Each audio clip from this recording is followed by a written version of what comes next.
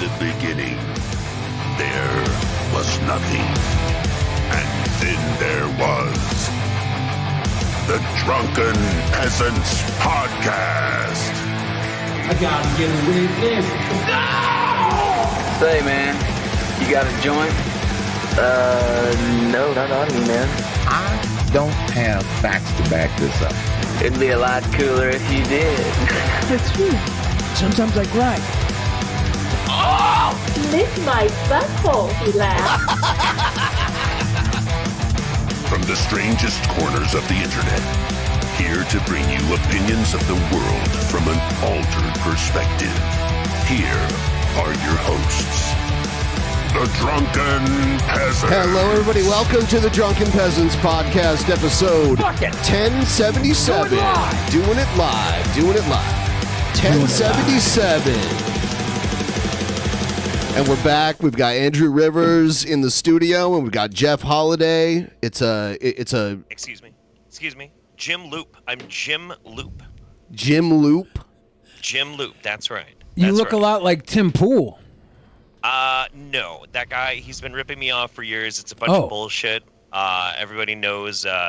He pales in comparison to me. I am the grand enlightened, centrist, classical liberal. And I'm here to set the record straight and give you a perspective from a true liberal that fucking hates Biden. So, you're welcome.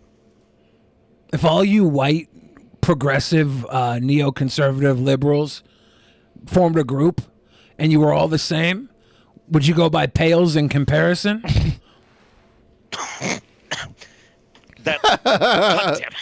All right, so let's... Son of a bitch. I'm a horrible person. You're kicked off the show already. Let's check out this clip from the Tim Pool video, just so we can get it out of the way. It's 21 seconds long. 21 seconds. All right, let's play it in 4-second intervals. All right. I can jack off 3 times then. Yeah, you got this. Nice. Yeah, everyone can give their honest opinion on the quality of the music. It's not... Yeah. It might not be a genre of your personal taste, but I'm sure you could give like a ballpark. As long as it's Nickelback, I'll be happy. It's not, though. It's not Nickelback? It's quarterback. No. Is that where they got their name? It's 5 times as good. Oh, shit.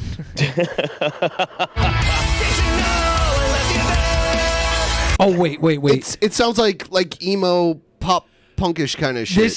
This is like the one moment in my life where I realized I need a collaboration between Trisha Paytas and Tim Pool. Have you heard Trisha Paytas' screamo emo fucking punk bullshit?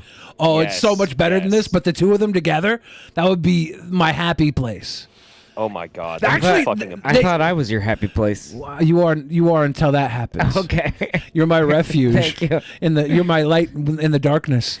But if they could pull that off, I think actually Trisha Paytas, ever since she left Ethan Klein, her and Tim Pool could be the new frenemies. That would be amazing. That'd be a really good absolutely podcast. Amazing. Only if Trisha is topless and she has a beanie over each one of her ginormous titties. Like, that would be pretty good. I'd watch that. That would be dope. Do girls wear beanies over their boobs? Ever? Red Hot Chili Peppers did it with a sock. I mean, yeah. I'd like to see a girl version with beanies. Like, that could really be a thing. Yeah, it could be collectible beanie boobies. If you got huge shonkin' toddies and you're watching right now, send a picture of me to me with 2 Someone beanies. Photoshop some beanies over Billy's tits. No, not. I don't want to see that. Actually, I kind of do want to see that. Send that too. But yeah, if you could put beanies over your boobs, I want to see what that looks like. That sounds like a good idea. That could be like a fashion-forward thing for women who want to free the nipple, who don't want to wear shirts, but they can't. They have to like have their shit covered. They just put beanies on their titties. That's smart.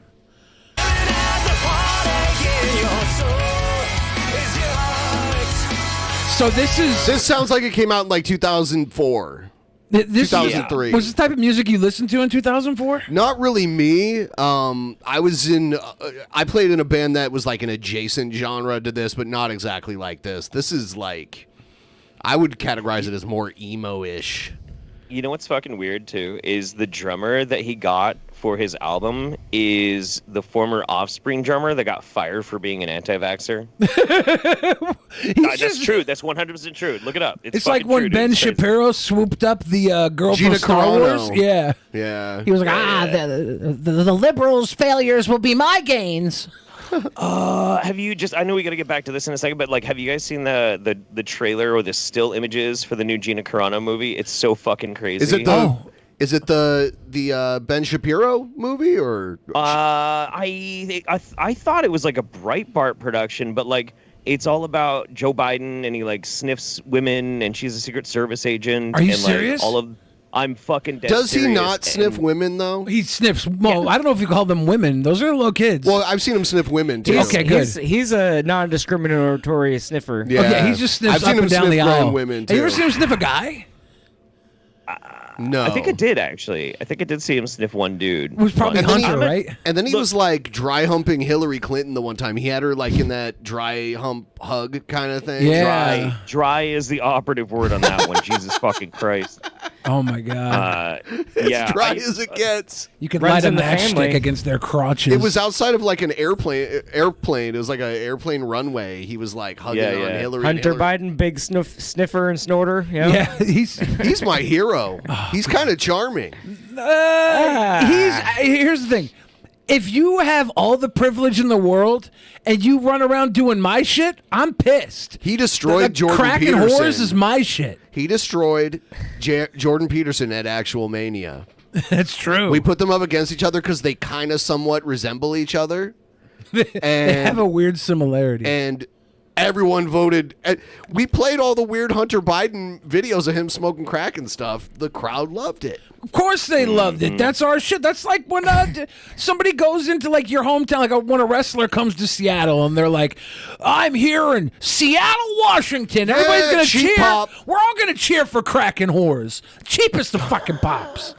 I'm pissed right now. This guy's literally like the bastard son of the free world. He's biting off Billy's swag here. Yes, if he starts putting his dick in donuts, I'm gonna kick his fucking ass. I'll tell you that. There was a video where I fingered a donut until it broke. How could you? This is before I even knew you. Did you eat it? No. It's It had a little too much glazing. it's Yeah, a for video. real. It's a video on TJ's channel. It's called Eggs 2 Bricks 3. Makes a lot I of sense. finger a donut. It was one of the first filmed pieces you guys did together. I think. Yeah. Basically. Good times. Oh God! Even the cover is That's the so stereotypical. I just Dude, came. with this is just shameful. I mean, he stole practically the whole song of mine, but it wasn't like some pussy ass shit about like, oh, she's broken and blah blah blah. Mine was all about how Joe Biden stole my fucking skateboard, and he's a leftist commie cuck. So I mean, fuck you, Tim, stealing all my shit. Also, I sent you something in Discord for that Gina Carano thing, Ben. Oh, that sounds amazing. good, too. It's an amazing picture. Do you think I could get signed to Timcast Records? My sound is kind of 2004. Probably. I might be able to get on there. I think it's through. It's either Daily Wire or Breitbart. Timcast So, Records yeah. or the movie you're talking about? The movie. Can I get a movie deal with Breitbart? Maybe. What sort of group do I have to offend to get a movie deal with Breitbart? Because I'm ready. I'm tired I of can't get offending Breitbart. I've got zero movie deals offending Breitbart. I'm ready to switch Is that sides. Gina Carano right there? That's Gina Carano right And there. Biden's all This is what kissing I'm on her. fucking talking about. This looks like a cheap porn, honestly. I know. Who's playing Biden? Is that Bruce Dern? I don't know. Maybe. I'm surprised they didn't try and get John Voight. John Voight would jump at any opportunity to literally have a job at this point. But that's what I can't get over, though, is like you go from being like this iconic badass rebel Marine to, oh, I'm a Secret Service agent getting sexually assaulted by a president I hate. That's a big career move. Very good. Very well done. Do you think you think we're no longer in the trend of making feature films about our presidents? Like George W. Bush had one. Clinton had one, right? I saw Primary Death Colors. of a President, which like they CGI'd Bush's assassination back in the day. Really? Yeah, I think it came out in like 2007. Yeah, it's called Death of a President. When I was living in Albuquerque, they did like a screening of it at like the Artsy Theater downtown there, and it's like a what if scenario. They end up passing like Patriot Act 2 because the president was killed. It's like a dystopian, not too distant future film about like what if someone killed Bush. Sweet boys. I never got to be the first T99 Nate to a goal, so here is $14. That's $3.50 for each of yins in case that individual Loch Ness monster situation happens. Yep. I was okay with you using yins, but if you're gonna start replacing O's in words with the letter number 9, I'm gonna come to Pennsylvania and I'm gonna peanut butt you. Peanut butter. Fuck you. Butt you? Peanut butter. I'm gonna turn you into peanut butter. My threats need to step up. I'm trying to get around this YouTube algorithm thing. I'm gonna cover you in peanut butter and lick it off. Yeah, lick it off like the dog you are. I am. Yeah. Shit. You are. I am. Shit. Who do you think you are? I am. Do you ever play that bowling video? No, that's a bowling video? This guy's celebration. He hit a strike in a big moment in the bottom of the 9th inning or whatever you call it. And who do you think you are? I am. He goes, who do you think you are? I am. It's a famous bowling yelly guy. Makes a lot of sense, though. I like that. Bottom of the 9th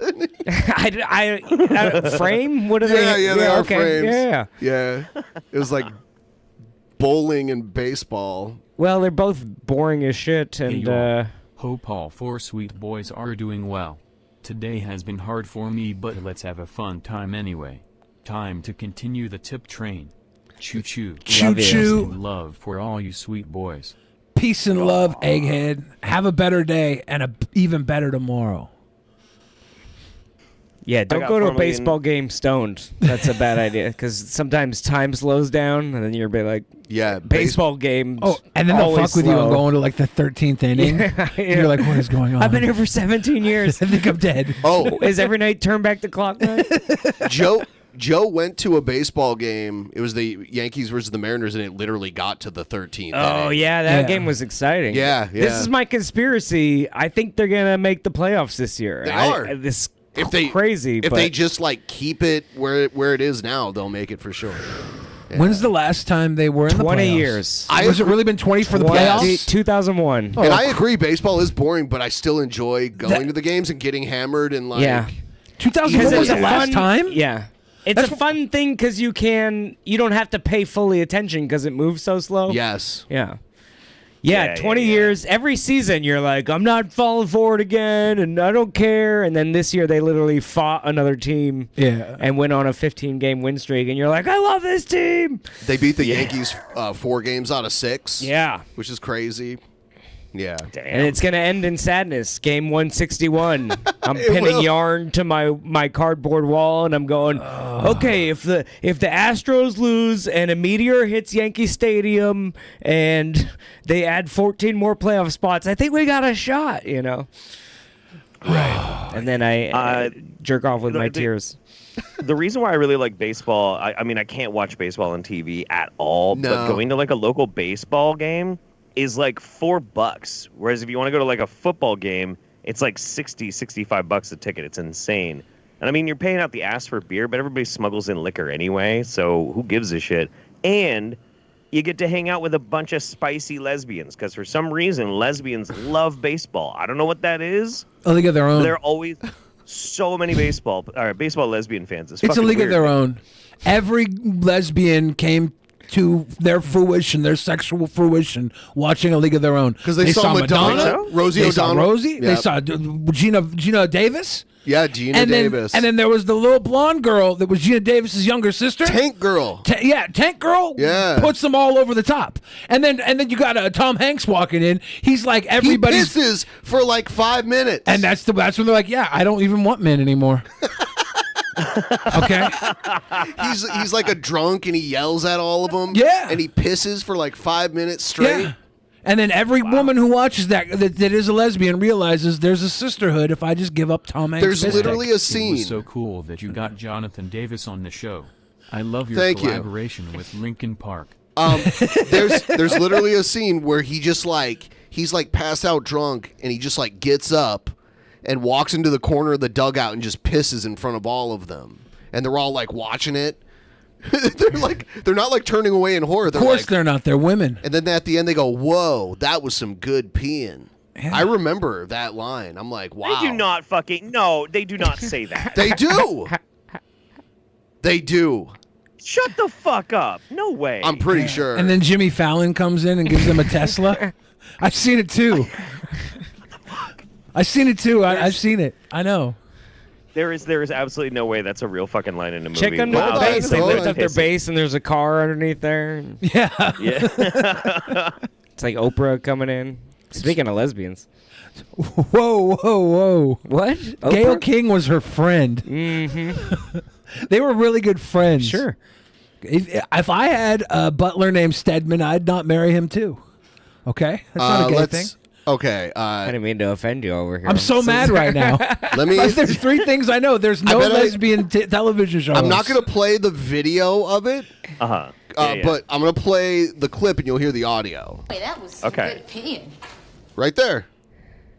Shut the fuck up. What? Yeah, Jeff, maybe you were wrong about everything. Oh, man. I'm reevaluating my whole ass life, dude. I'm reevaluating my whole reevaluating my whole ass life. Wait, don't reevaluate your entire life until you tell me what your opinion on Hitler was. It was actually, boy, that was some good peeing. Boy, that was some good peeing. Boy, that was some good peeing.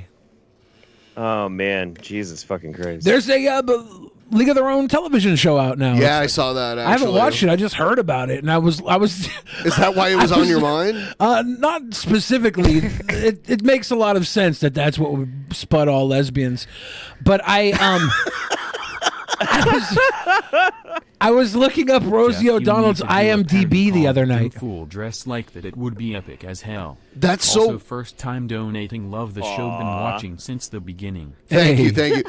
That's so weird because today I watched a podcast that Donald Trump's niece that hates him does, and she had Rosie O'Donnell on it, and it was just them just bitching about Donald Trump for like 2 hours. It was so weird because I looked up Rosie O'Donnell. I think specifically I was looking into the movie Exit to Eden.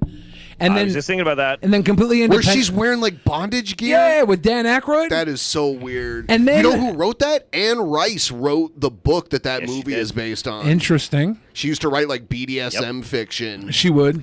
Yep. And then the next day I go to my mom's completely independently and she brings up fucking Exit to Eden. And I'm like, there's something weird about this. When your mom is bringing up early 90s BDSM fucking movies the day after you Google search these early 90s BDSM movies starring Rosie O'Donnell. Actually, Rosie O'Donnell she's responsible for every single human being's sexual awakening. All right? Okay, I'm listening. People who were into BDSM and bullshit saw Exit to Eden when they were little fucking kids, right? Because that was the first time they were able to see somebody with a crop smacking the shit around wearing the leather. So that's boom. Rosie goes to the BDSM alt-sex kink side. League of Their Own, lesbians. All straight men see Rosie O'Donnell and realize they love hot women. Here's another one. She's specifically responsible. Here's another one. She used to pretend to be attracted to Tom Cruise. Gay men. She did the same thing with Donny Osmond, and then remember when they cast her to play fucking Betty Rebel? Betty Rebel? Betty Rebel? Remember that? Yeah, and she had a crush on Sonny Bono too. Because every kid had a fucking crush on Betty Rebel when they watched the Flintstones, right? But every not kid. the movie. Wait. What? Betty Rebel, not Betty, Barney. okay. Yeah, and everyone thought they're like, if this schlub, I'll give her a pearl necklace. Barney and Betty invented the schlub with a hot wife gimmick, didn't they? Or was that I think that's Honeymooners? what King of Queens was based on. But Barney and Betty were basically King of Queens. Dude, that dinosaur underneath the sink looks like he's got a fantastic throat game. That's all I'm saying. There's some whores in this house. You can't, like, if you're in the Flintstones, you can't give a pearl necklace. It's like, what, a pebble necklace? You ejaculating like... wait, Pebbles was the little baby, daughter, all dude. right? Back off, Pebbles. No Bam Bam on Pebbles. He didn't. He meant the actual BDSM rock. to vampires wearing leather. I meant on... I am not Oh, surprised. All I'm saying is, if you've ever gotten sexually aroused ever, it's Rosie O'Donnell's fault. That's all I'm saying. Fair. Fair. Now I don't have to go to therapy. Thank you. You're welcome. You just saved me 20 bucks. A better call. Everybody right now who saved $20 on therapy, chuck us a tenner. Everybody at home. Yeah, one for you, one for us. Exactly. One for the kids. Buy yourself a little donut. Yeah, put Fuck two in it. Let's go. Have sex with a donut while watching Rosie O'Donnell. I fucking legit forgot that their kid was named Pebbles. I was talking about the rocks around Betty's neck. Yeah. Jesus Christ. Don't be fooled by the rocks that you got. You sent me this Troll or Not a Troll. Oh, I didn't watch it, but you think it's a good one? Should we go troll or not a troll? Yeah, we can do the intro. You have a beautiful singing voice. It's what sucks is it's very damaged today. He's got some pipes. I've been doing some yelling lately. And too much throat game. He's been giving me his pipes. All right. The dinosaur, speaking of pipes. I know so many parents out there who are concerned about monkeypox. Does Jeff Poole think Hunter Biden's massive hog will spark a civil war within America? Absolutely. Of course. Listen, leftists right now love giant penises. That intimidates the right wing. Reasonably so. Because with big dick comes degeneracy. It's hand in hand. It's a communist Marxist agenda that just happens. The bigger your dick, the more left you are. And that is why we will have a civil war between massive swinging cocks and very insecure tiny little micro penises. My dick leans to the right, personally. Yeah. But I'm politically left. My dick gets hard and salutes Hitler. It's not true. Hopefully, there are ways to make sure you and your children don't get it. The most important thing is, if you're going to be bringing your child And Andrew Rivers is great, too. Yeah, I don't need any validation. It's true. You and your children don't get it. The most important thing is, if you're going to be bringing your child to an orgy, make sure that they are masked up.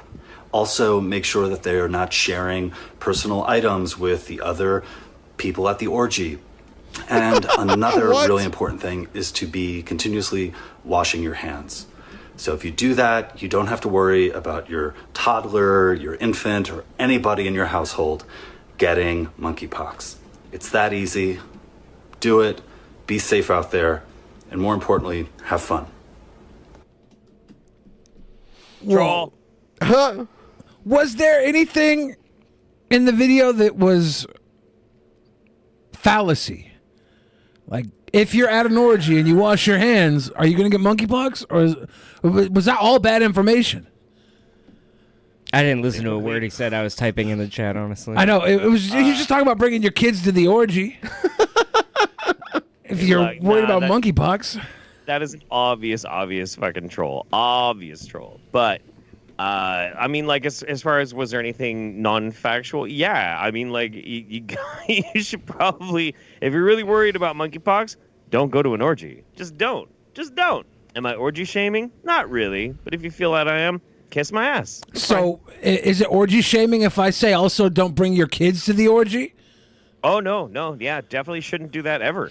That shouldn't even be a question. I'm all for the trans library experiences. I'm like, if you want to go see somebody at the library with a trans person reading you a book, that's drag queen. Drag queen. Oh, sure. Yeah, that one. Yeah, that's drag queen. I'm That's all different. for that. Like, go ahead. I love that. But the second you bring a drag queen to the orgy, we have a kid to the orgy, we have a problem.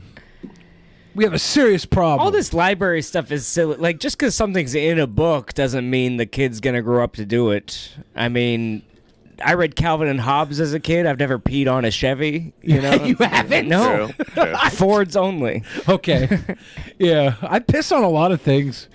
I piss a lot. That's on how you things. got monkeypox. I thought they were just like little drops of chocolate that I'd spilt from my ice cream cone on my leg. I looked down, like, is that chocolate? I tried to rub it away, and it started pussing. Like, no, that's pox. I got the pox. See, I got the was chocolate gonna, monkey pox. I was going to 100% agree with Andrew, but then I remembered, like, when I was 8 or 9 years old, I had to take a flight, and I bought the book Gerald's Game, and I was like, yeah, you know, I didn't grow up to, oh, wait, shit. No? Okay, fuck. I don't know what Gerald's Game is. Is that about guy with the biggest dick in the world? Molly's Game? It's about... Nah, it's about fucking BDSM and Oh. popping crazy pills, and then a bunch of crazy Stephen King shit happens. And you grew up. But you turned out just fine. Yeah. Sure. From yeah, what sure, anyone I'll go else with that, knows. Yeah. Yeah. Well-adjusted individual for You sure. don't have monkeypox, do you? Me? No. By the way, the trolls have it. Everyone voted troll. Well, not literally everyone, but most people voted trolls. So the trolls have it. Yeah, I thought that was a stereos trolling, but Yes, it's true. The dude does die, leaving the woman cuffed to the bed. And despite my best efforts, I haven't died yet. So, it is what it is. Whatever. how long have you left somebody cuffed to the bed? 4 hours. That's not bad. Nah, it's not bad. Like real cuffs, or like the ones that they can get out of, or like. Oh no, real cuffs. Okay. Yeah, real cuffs. That's I do have why- a monkey lover, but the monkey lover regularly gets tested for monkeypox, and so far, Patches is totally clear, which is weird because its name is Patches, and you would think a monkey named Patches would have monkeypox, but so far, we're good. Do you ever spank your monkey?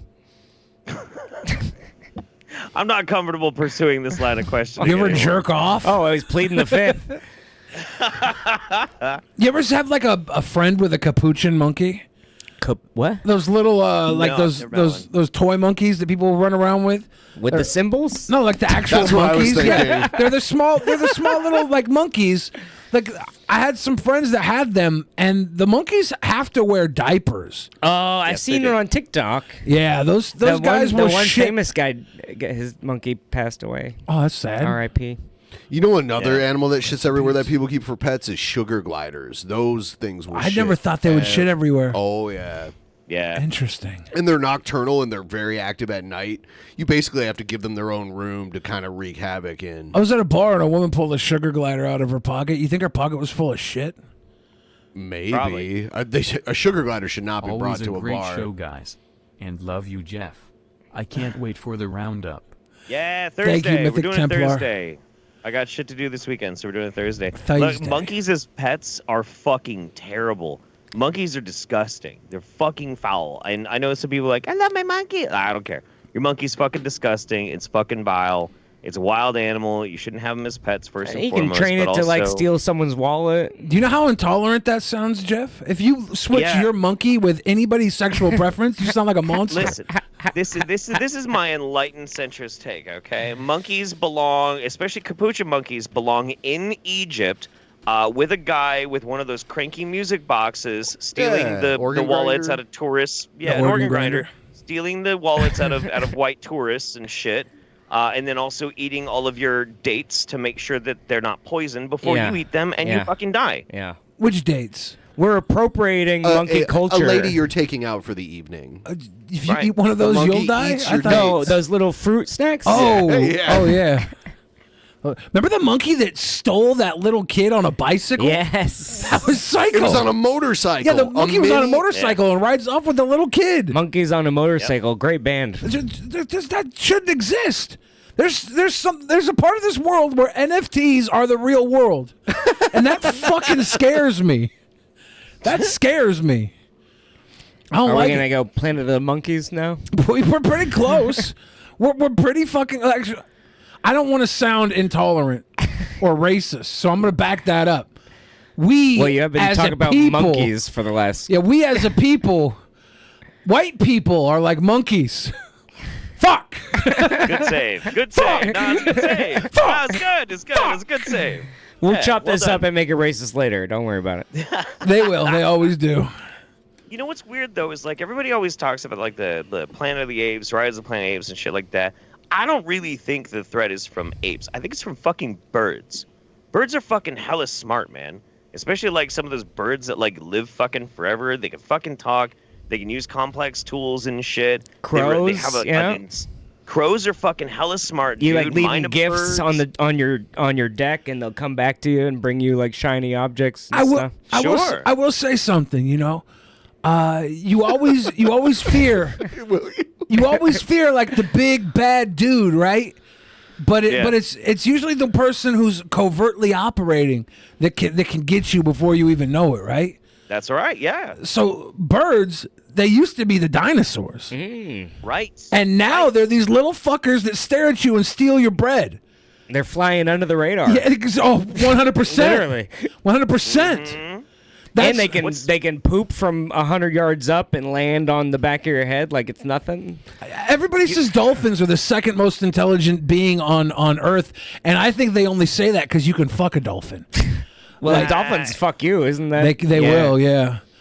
Dolphins evolved like all of this awesome fucking higher learning and shit. And what do they use it for? Rape. Yeah, if they're so cool, why don't they grow legs? Exactly. Walk over here with that fucking mouth if you want to suck me, dolphin. But dude, seriously, if you've ever Looks seen like a video of like, blowjob, I think. It's got like 500 teeth in there. That's a lot of teeth. If you've ever seen a video of like a shoe bill, I think that's what they're called, the giant gray fucking birds and shit. I think it's called a shoe bill.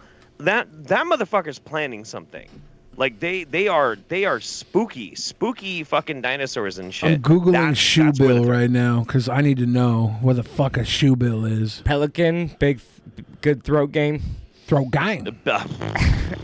Oh, this is a shoebill? Huge. Yeah. Oh, by the way, fuck shoebills. What is that? It's a type of stork. Are you serious? Yeah. Looks this. Dude, they get over 6 feet tall. Semen. This is like 6 feet this is like the last thing Jim Henson made before he died. He was like, "Fuck the world. This is what I'm leaving you." Oh, hold on. I'll let's see. There's a video here of a shoebill. Yeah. Oh, I'm gonna have nightmares. Shoebill is Billy's new rap name. Shoebill. Hey, shoebill in the building. Bang bang. Oh wow. Look at that big motherfucker, dude. You gotta do like is this a cultural, you gotta bow and then he bows? I know. He's praying so the fucking shoe bill doesn't kill him. You gotta. His name is Sushi. He's a shoebill stork. So the stork brings you the babies and the shoebill takes them back. That's right. This one has those things defects. are fucking crazy. God damn. Yeah, whatever this thing crocodiles? is. Yeah, they'll fuck up a crocodile. Dude, these things are no fucking joke. Birds are no fucking joke. They're smart as fuck, and I think they're a threat. They're almost as big of a threat as leftists. I was throwing that in there. But how many birds exist only because we eat them? Like, we eat them by the billions. Or they have some sort of fucking vendetta against us? Not shoebills, though. No, yeah, nobody's eating a fucking shoebill. Probably tastes like rotten butt ash. I don't like it. I don't like shoebills. I would eat one though. Just so I could, like, if I ever met a shoebill, I'd be like, I ate one of you motherfuckers. You ain't shit to me. Literally everything I meet, I want to eat once. If I can't fuck it and I can't eat it, I don't think it really exists. That explains our first encounters so much. Yeah. That explains our first date. I liked it. I wasn't complaining. I ate it. You liked it. You ate it. It's real. It's real to me. It's real to me. Realer than birds, Jesus Christ. Birds are... How about when the CIA has all the information that opened up about how there are, like, birds are robots? They're like sent around to spy on us. They are set up with cams to spy on us. When all those people are talking about, they call it eagle eye, right? Yeah, everybody was talking about how the birds aren't real, and they're actually not everybody's saying that. On Epstein Island, I wonder. How many dolphins? Oh God! Could you imagine riding up onto Epstein Island on the back of a dolphin? No, take me the other way. Then Ghislaine floats up out of a submarine in the water. I love it when people say Ghislaine. She literally had a plan that she proposed to, like, the street UN. I grew up on. Ghislaine. She now I got to change my Facebook password. She literally had a plan to start an underground submarine society.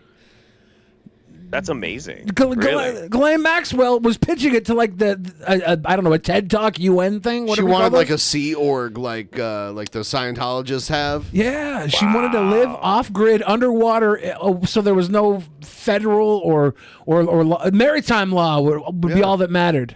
That's why Sea Org exists too. Damn. That's why. You think the dolphins were telling her to do that? What if Ghislaine Maxwell just fucks dolphins? Maybe. Would the world be different right now if Jeffrey Epstein and Ghislaine Maxwell just chose to You fuck mean like dolphins? Dan Marino? Yeah, they just fuck Dan Marino and Flipper. What's Finkelstein? What's the yeah, Ray Finkel laces Ray out. Finkel is on. They could never make that movie now. Like that would not fly at all. Everybody now. says that. I think you could. I don't think it would go over well at all. I don't know. I feel like they haven't tried to like pull it off the shelves or anything. I feel like Tyler Perry could make Ace Ventura right now. I feel like he'd be able to do it. Tyler Perry with it that wouldn't be good. Where like the main villain in the movie is secretly transgender, and they have her turn around and. There's like where she has her, junk tucked I feel like between all her the legs. Medea movies are that transphobic. Birds are a threat. I hear there's an Alfred Hitchcock movie about that. Dude, Alfred was a fucking mad genius. A mad fucking genius. Also, hot take, I think Ghislaine Maxwell was kind of hot. Just saying. That's just not saying. a hot take. You just attracted to women in power. That's she's got strong women. Strong women. Strong female roles. Yeah. I'm really big on the strong female leads. You libtards are all the same. She was like a socialite. She was like famous because she was rich and shit. She got them big old Tommy knockers. Of course she's hot. She's giving what's his name foot rubs on the plane. Yeah, she knows what she's down doing. Ass bitch. She's she was born into a secret society. She knows what she's doing. Was it secret? I mean, for a while. For a while. It was the worst kept secret when you got Donald Trump like, oh yeah, Jeffrey Epstein. He likes him young, doesn't he? Younger than me. Like what? It's like before the internet, you could get away with everything because you had to like physically tell another person. And now you can just be like, true. hey, he raped me. And then everyone sees it. You're like, oh no. Twitter stopped me from raping. No. What if that was Twitter's great gift to the world? Yeah. Yeah, like men are afraid to rape now. Thank you, Twitter. Thank you. Well, not enough. It's still going on. Yeah, it's all these people who aren't online. Yeah. They're out there committing the heinous crimes against women. God damn it. I think everybody should have to have a Twitter account. Mandatory Twitter Get Trump accounts. back on there. He's probably raping people. Well, we don't even know. Yeah, I don't want to know what they're doing on Telegram.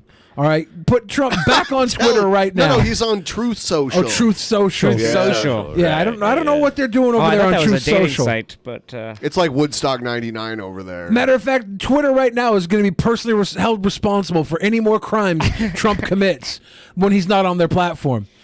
Okay? That's only fair. You know, like OJ is real popular on Twitter, which is surprising to me. Who's trying to follow OJ, you know? I haven't blocked. I just don't want him to accidentally see an offensive joke from me and then be like, I'm going to find this guy. I have a weird subsection of friends who like stan OJ online. I mean, I get you got to keep an eye on No, that there's guy, a new but- conspiracy theory about it that is going around. What's that? You say it because you know more about it than I do. There is a guy who's been closely aligned with OJ that's coming into the news right now, and it's Miami-based like mob, and the mob might have been responsible for the killings at OJ's house that night. It wasn't at OJ's house. What was it? Mark Furman's house, or I think it was Nicole's house because they were like separated. I forgot Nicole paid for the house. Well, of course not. Why would the Miami mob kill her in Hollywood? I guess it was technically OJ's house, but yeah, you're right. Well, I mean, I didn't read the actual conspiracy theory. I just read the title of the the headline. article. Yeah, because I'm like, if there's more to this, I don't need to know in order to comment on it, right? I can just. I think you should. From the headline, I can just say what I want, and then I would be. I'd be honest about whatever I said. That was how you did all your COVID research too, right? Yes. You're like, that headline seems pretty good. I don't know. Yeah. I don't need to know anymore. I think it was Kato Kalin, honestly. I think Kato did it, but he doesn't realize that he did it because he's got a split personality. Billy knew Kato. Maybe, yeah. Kato was such a nice guy. He at the time, like Joe and I would just troll the shit out of him, and he was always really nice, anyways.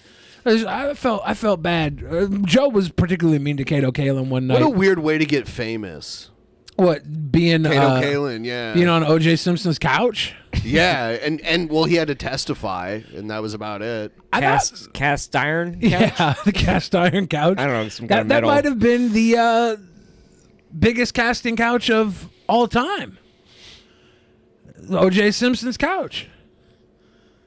If you're watching, Kato, I just want to personally apologize for everything that I ever said about you. You were nothing but a sweet human being, and if you did kill those people, watching. I appreciate it. I do coke with Kato Kalin. That'd be fun. But don't you think he's a murderer? Kato Kalin? Yeah, but whatever. I'm not judgy. Jesus Christ. Listen, people deserve forgiveness, okay? Yeah. Oh. If I never did coke with criminals, I would never do coke. I'm pretty sure the evidence suggested that whoever did the murder was a very strong person and was decapitating people with a knife, a handheld knife. I don't think Kato Kalin's is strong enough. Oh, come on. I would say O.J. Simpson definitely strong enough. You didn't watch that M. Night Shyamalan fucking movie? When you have multiple personality disorder, one of them is immensely strong like a gorilla, Yeah. Gail's got something to say about that. I forget. So you get strong like a... Oh, God. I don't know, whatever. Billy must be going to some sad orgies if there's no drag queen. Pobrecito. Pobrecito, que lástima. God. It's a good question, Big Diesel. Split was a good movie. It's okay. My favorite is better than most of his recent shit. So I think the best thing about Split was it made me go see a shit movie afterwards. I was like, I was all in for Glass, and then I got there and I was like, oh man, I didn't need a sequel to fucking Split or a sequel to Unbreakable. Unbreakable was great. M. Night Shyamalan might be the best director that everybody shits on. Dude, it depends. It totally fucking depends. Did you watch Old? Yeah. Old was great. Oh my God, that movie sucks. Old was great. It is great. It's fucking great. I fucking had so much fun watching that goddamn movie. So fucking hilarious and so bad and so great because it's so bad. Like when the little kids were pregnant. Spoiler alert. Oh my God. Spoiler alert. That's all I wanted to say. For anybody who hasn't seen it. God. It's a good movie. It's a good movie. No, it's bad. It's bad, but it's a good bad movie. So that's better than most bad movies that are just boring. It's not boring. It's all about corporate corruption. It's an allegory for exactly what the world does to us as human beings. It makes us old. It steals our life before we know it. It's like a really deep metaphor. It's so deep. It's like Trisha Paytas' vagina deep. It was the only movie I've ever seen that was so poorly directed it made Ray Liotta give a bad performance, and that's impossible. Ray Liotta is a fucking god of acting. Ray Liotta is awesome as fuck. He's never bad in anything. And in that movie, he was so mind-fuckingly bad, I was laughing in every single scene of him. In Old? It was wild. Yes! Oh my God, dude. It was so bad. I think Ray Liotta does know how to portray somebody that has memory issues or dementia or something, but M. Night Shyamalan does not. And he's like, no, you're doing it all wrong. Listen, this is how people with dementia actually act. And because it's a paycheck, Ray Liotta had to do what M. Night said and just gave Who's M. the Night? fucking worst. M. Night is this cool director who directed cool movies. He just was saying the last name different every time. It was M. Night. Shabama. Could you say it one more time for us, Jeff? M. Night Shyamalan. So, M. Night QAnon. M. Night QAnon. Jeff, did you have you heard about this movie Billy filmed? The porno on his couch? No. Signs wasn't about aliens. It's actually a story about a preacher rediscovering his faith and fighting off two demons who pretend to be aliens, hence being weak to holy water. So, like, Billy was in this movie that it took like 2 years to film. 3 years to film. Because of COVID. Yeah. And his weight fluctuated during the movie where, like, from scene to scene, he's going to, like, lose and gain, like, 100 pounds. Yeah, it's fucked because we filmed it all out of sequence. So, like, there's going to be, like, just random scenes where I come out and I look like I just ate my co-host or co-star. And then I, like, shit them out for the next scene and I'm skinny again. It's going to be so fucking weird. It's not cool. I can't fucking wait to watch this. I know. I'm so excited. That sucks. Every time I look at it, I'm like, oh, God, I really slipped during COVID. I got so much fatter. I didn't know Ted Nugent was going to be a guest. Plus, why does Jeff look like Tim Pool Holiday? One buff weeb. It's because you're high right now. Listen, look, you had the edible. You don't remember it, but you did. Remember, your vision's getting a little fucking weird. It's totally fine. Me and Ted are going to take care of you. It's okay. It's fine. Ayo. Leftists. Ayo. Did you see that video I recorded triggering Bob? He blocked me. Oh, no. You got blocked by Trumpster Bob? So Trumpster Bob is... He's very Islamophobic, if you will. So I took this picture of him and put like the Saudi thing on his head, and he has this weird conspiracy theory about how Raising Cane's chicken fingers is owned by like some weird Islamic cabal, like trying to control America. I'm glad they picked Raising Cane's. Yeah. So this is Trumpster Bob coming to you live from outside my favorite restaurant, Raising Cane's Chicken. About to enjoy some delicious chicken with my best friends, Bill Gates and Hillary Clinton. We're also going to pray to Allah. Yeah. I'm just... I don't think that was worth it. You lost him as a friend now. Was he my friend? He blocked you. You lost a friend. Was he my friend? You lost a follower. Check this out. He's going to claim... Did we see his dick? Your numbers are slipping. I think Joe looked at his dick, didn't he? There was that week that his dick was being passed around There's everywhere. a link of him being like, we all saw his dick and we thought it was like the greatest dick ever. Did we say that? I'm going blowing up, man. Drunken Peasants, they got a ton of subscribers. They got over 100K subscribers. They troll him like twice a week. Oh, Twice yeah, a week. They fucking kind of bring me in. They still around? Yeah, the Drunken Peasants, yeah. They still around? Yeah, Billy and Bill. Oh, you know about the Drunken Peasants, AB? Hell, come on, man. You know I'm from that old school. Hell yeah. Yeah. Bro, I became a main fixture over there. In Drunken Bob was our main fixture. Main fixture. He was our main man, Trumpster Bob.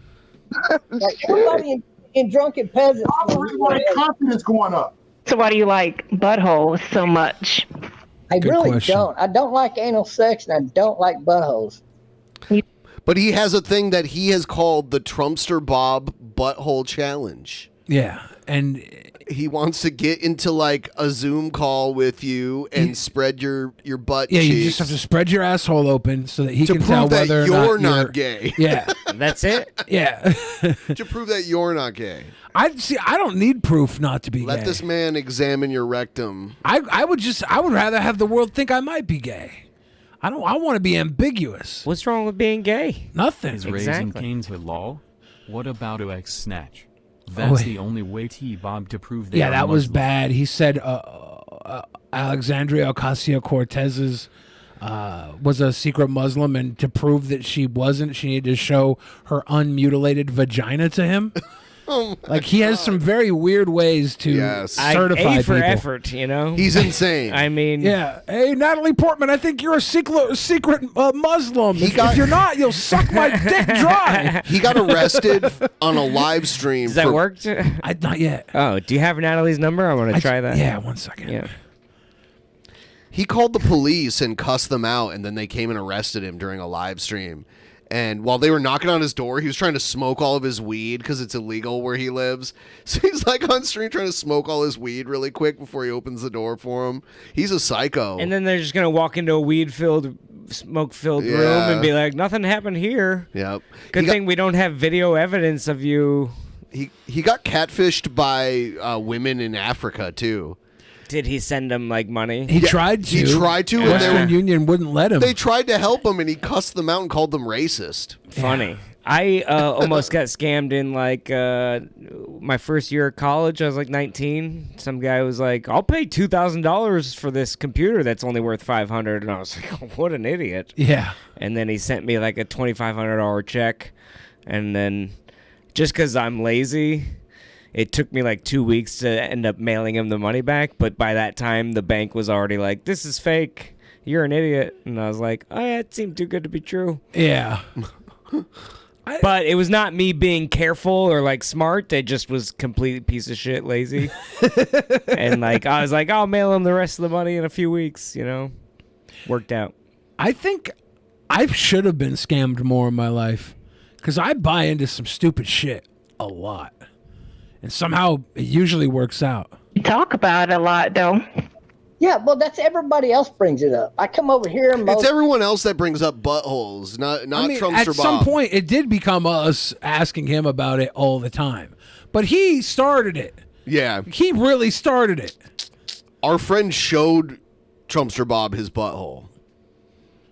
Yeah, Joe showed off. Who did? Joe Joe did. showed off the crusty calamari ring.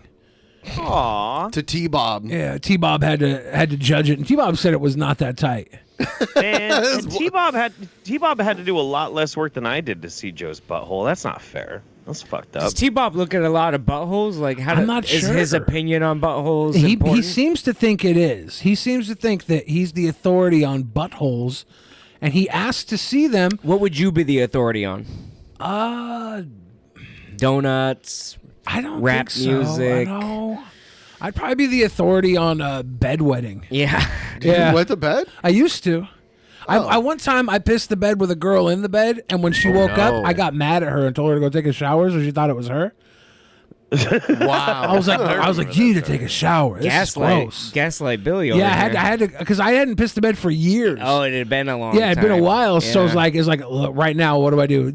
She tells everybody she pissed the bed, or I take the small chance that maybe it was her. Yeah. Even though I had a history of wedding. You also shit yourself, too. Not in bed with a girl, did I? I didn't say in bed with a girl, but you Oh, there might was one have. time I thought You I had might shit the have. bed at a You hotel. farted and No, because there was like a little brown thing on the thing, but I realized she had so much makeup on her face.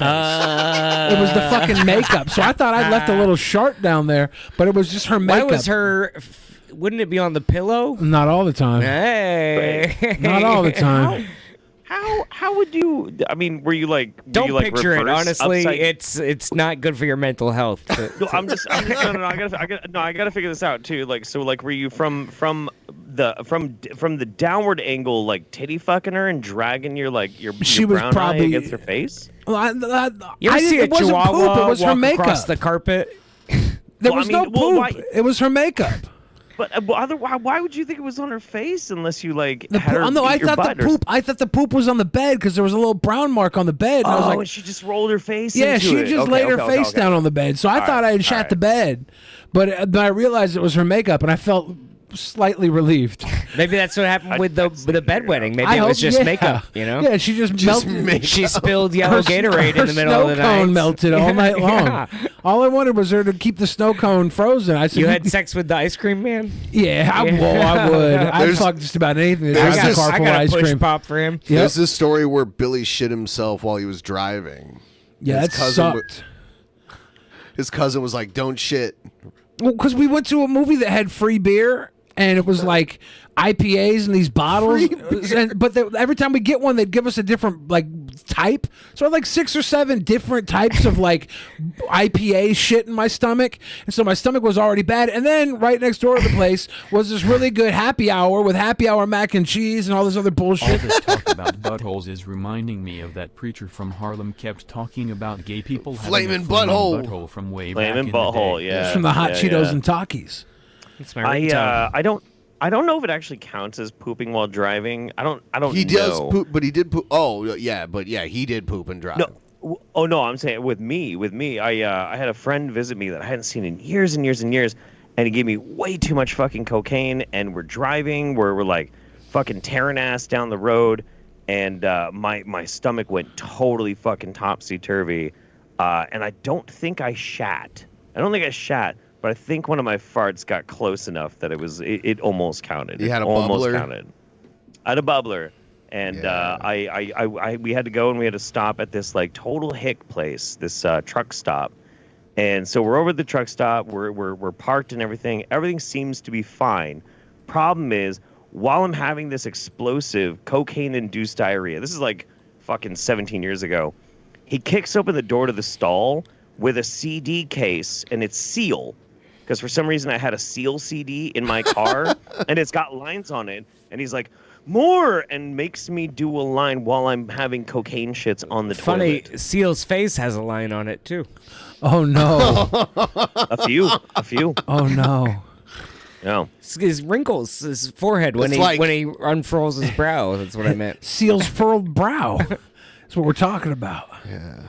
Not the facial scar. Going to bring So it up. glad No I'm not in my 20s anymore. matter Jesus what, fucking if I go to Drunken Peasants, somebody's going to bring it up. It's a constant. It's true. I try to avoid that conversation as much as possible. I didn't realize we were bringing up old trauma. I mean, we're for all you. goodies, but let me tell you, darling, my pecker is only for coochie. Well, I'm a Christian woman, so I don't care about your pecker. Well, that is. I think as a Christian woman, it's your livelihood to care about people's well-being, and that includes their pecker. Only the one you like, though, right? Is that true? I don't know. I thought you were supposed to be kind to all man when you were a Christian. I never read the book. I don't know. I don't know the rules. Your man's pecker, not he. I think she's going. Oh, Trump or Bob. No one cares about your pecker. Okay, I thought you were just to care about people in general, so that would include their pecker, but maybe not. Maybe when it comes to genitals, you don't have to care about other people. Here's a weird thing though that I heard this woman say. I have no idea who she is, but she goes, "I don't care about your pecker anymore," and then she's like, "I used to." Yeah. Really? Yeah. Yeah, I was curious to see where that was going. Yeah. Well, that is. I used to, but no more. Back in the Cool. day. He ordered the extra strength Viagra. No, I You don't remember need that strip show, huh, Bob? No, I don't need no Viagra by far. I'm only 55, bro. I'm young. 65? 55. Did he say 55 or 65? He's I think he said 55. 55. Yeah. Yeah, he's in his 50s. No I way. don't need no Viagra by far. I'm only 55, bro. Doesn't look a day over 72. I'm Yeah. young. Let me tell you. It looked like he got monkeypox all over his face. He went to the hospital a few times in the last few months. Yeah. For we think dying? There was like a liver explosion or something? He said he had like a lung, like a blood clot in his lung Yeah, or something something, and then all of a sudden he got all this weird acne, or I don't know what it was, like this weird rash all So, over his face. Is this the girl that was scamming him? She doesn't sound African. She has like an American accent. It's Bob you're trying to fool. Let me tell you, back in the day, if I just showed my pecker to her, her mouth would, she'd roll her tongue around her mouth. My nipples are getting hard. You wish. You really wish. No, hilarious. Go watch the Drunken Peasant show. They was looking at my pecker right on the phone, and Billy handed it to Ben, and Ben called up that good-looking hoe they had on her show. She's fine too. She came up, looked at it, and she licked her lips. That was her answer when she was looking at my pecker. Wait. Is any of this true? It does sound familiar. No, that was a dream you had. Yeah, I know. I'm like, was this from Lucid Dreaming with Trumpster Bob? Yeah, we did show his dick to Anastasia. I do remember that. Oh, is that who he's talking about? But I don't know if she licked her lips. I thought we showed it to her. I might have seen his thumbnail on X videos, but I definitely didn't click on it. Yeah. I just jerked off to the flag behind him. I'm not gay. Wait, I love America. Wait, I didn't even realize that his dick was out there on the internet. That's a choice. That is a choice that he decided to make, I guess. Yeah, he slid that binya pollywog out into the ocean. Him and his flagpole and the economy short-staffed. Is it hard to find? Did he like post it somewhere? No, I think he sent it. Why you want to go look it up? Was it revenge porn or was? I don't think it was revenge porn either. I think he just put it out there. And everybody in Elisa Jordana's circle was passing it around. It's weird because he was like in love with Elisa, but after she full on rejected him, now he has this weird delusional thing that he does where she's secretly transgender and from India. He has this weird conspiracy theory about her. It's very funny how much Bob will like change your entire existence the second he doesn't like you. Yeah, like he didn't like us, and we were these California gay people. Yeah, and then he started to like us. We were the gay guys from California. And then he started to like us. He learned our names, and he used to send us macrame art.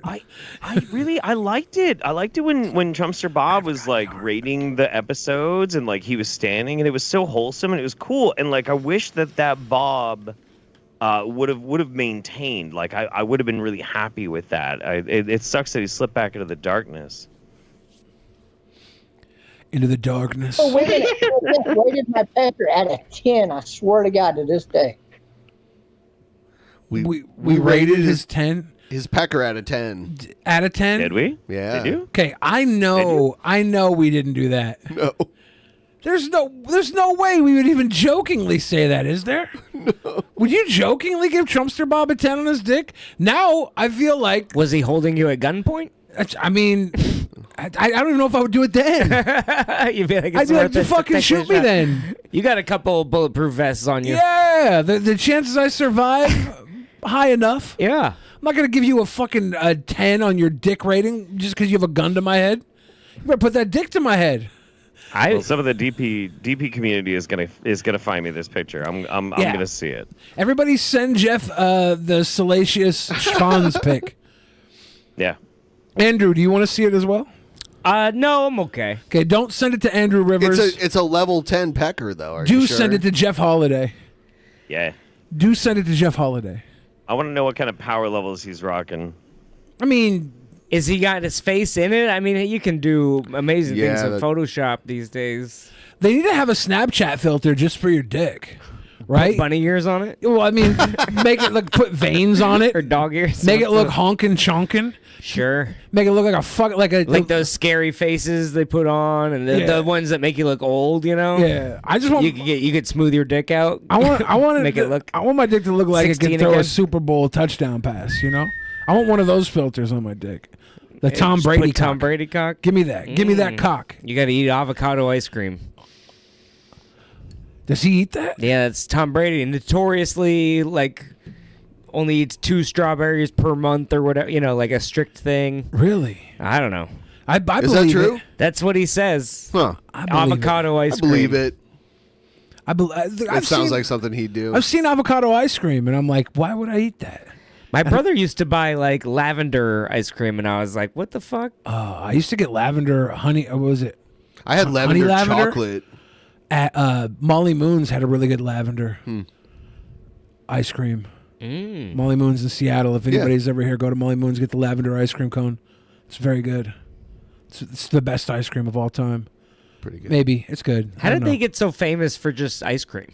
When Seattle blew up, Seattle just blew up in 2012. They were the first or whatever. We had the Seahawks. We had the Macklemore. We had Tom Douglas started feeding the whole fucking world. The Chihuly. They were like, we're going hipster ice cream, undefeated. Yeah, I think Seattle just finally signed their deal with the Illuminati. So that was a signing bonus. How do I get in on that? I got to show them trying to right. We're really gotta try to move some of these tickets. How do we get pushed off to the side? I'm telling you. You got the show is coming up in September 10th? 9/10, yeah. Let me know if you're around. Come by. I might be. All right. I might be. It's at Emerald City Trapeze Arts, which I guess is just like a trapeze gym. Are you I'm not going to actually do. I mean, my stand-up should do act is trapeze. walking a higher wire at this point, but doing stand-up with people with cell phones. Do you think they could hook you up to something and you could fly in? I want to. When I was a kid, I went to like Whistler, and they had like a net, and they had 2 professionals that would like swing you. Yeah. And I did that as a kid. Huh. And I'm sure that would be a fun way to enter the stage. I feel like they might be able to rig you something if you asked. If I get Simone Biles to come in and she flips and then I. That's Trumpster Bob's love. Ooh. That's the love of his. Yeah, he really loves Simone Biles. Yeah. He likes the black ladies because he was talking about that's how he gets catfished by Nigerian women on the internet. You did mention he was going back into the darkness. I didn't know it was literal. Yeah. Yeah, it was. Is there a satellite delay? Rucka chugga rucka. Every time I hear Simone Biles, I think of Samoan bile. Samoan bile. Samoan bile. So like a Samoan guy like pukes or something. Just like, and then he gives you a headbutt like he was one of the fucking I bet there's wild Tongans. I bet there's a category for that. I mean, I wouldn't say no. If I gave Trumpster Bob's dick a 10, I'm sure I could rate some. Rate. I'm gonna send you a dick pic and rate mine so that I can put that on my Tinder profile. Yeah, rated an 11. Billy the Fridge says it's a 7.5. So. Oh, if Trumpster Bob got a 10, I think you're gonna get more than a 7.5. God, what a generous. You haven't seen my dick. It looks like Trumpster Bob's face. It's got monkeypox on it. Okay, 7.5 is good. We'll give you that. All right. Let's 7.5. Oh, you're gonna give me that without even looking at it. I don't just see the Braille paint by numbers monkeypox bumps. She's jerking me off and reading the Library of Congress. So I'm sitting here and I'm waiting for Trumpster Bob's dick, and like here's the thing, look. Bob's gonna watch this because Bob watches DP. I'll He's send like you a mine DP right mega now. fan. Oh, that's cool. Yeah, no, for sure. Dude, whatever. I appreciate dick. It's totally fine, man. But here's what I think is so fascinating is like Kevin Michael King's nudes. Like somebody mentioned it once, and I was like, "What the fuck?" Kevin Joseph King. Instantly. Kevin Joseph King. Yeah. Instantly. 5 fucking people sent me a link in DMs. They're like, "Bro, yes." But Trumpster Bob apparently sent his dick to people and it's been passed around and nobody has it. And Bob, I'm not convinced that it's a 10 if nobody's gonna save it. You're look. Maybe it feels like ditching ditching stolen loot. You know, you don't want to hold on to it too long because you're like, oh, the feds could come looking for this or whatever. Wow, that's secret information. It's like World War II Hitler gold. It's like Trump's secret documents in Mar-a-Lago. You know, they're gonna start asking for it back. You better give it up. They're gonna have to stop calling it a safe if it's that unsafe.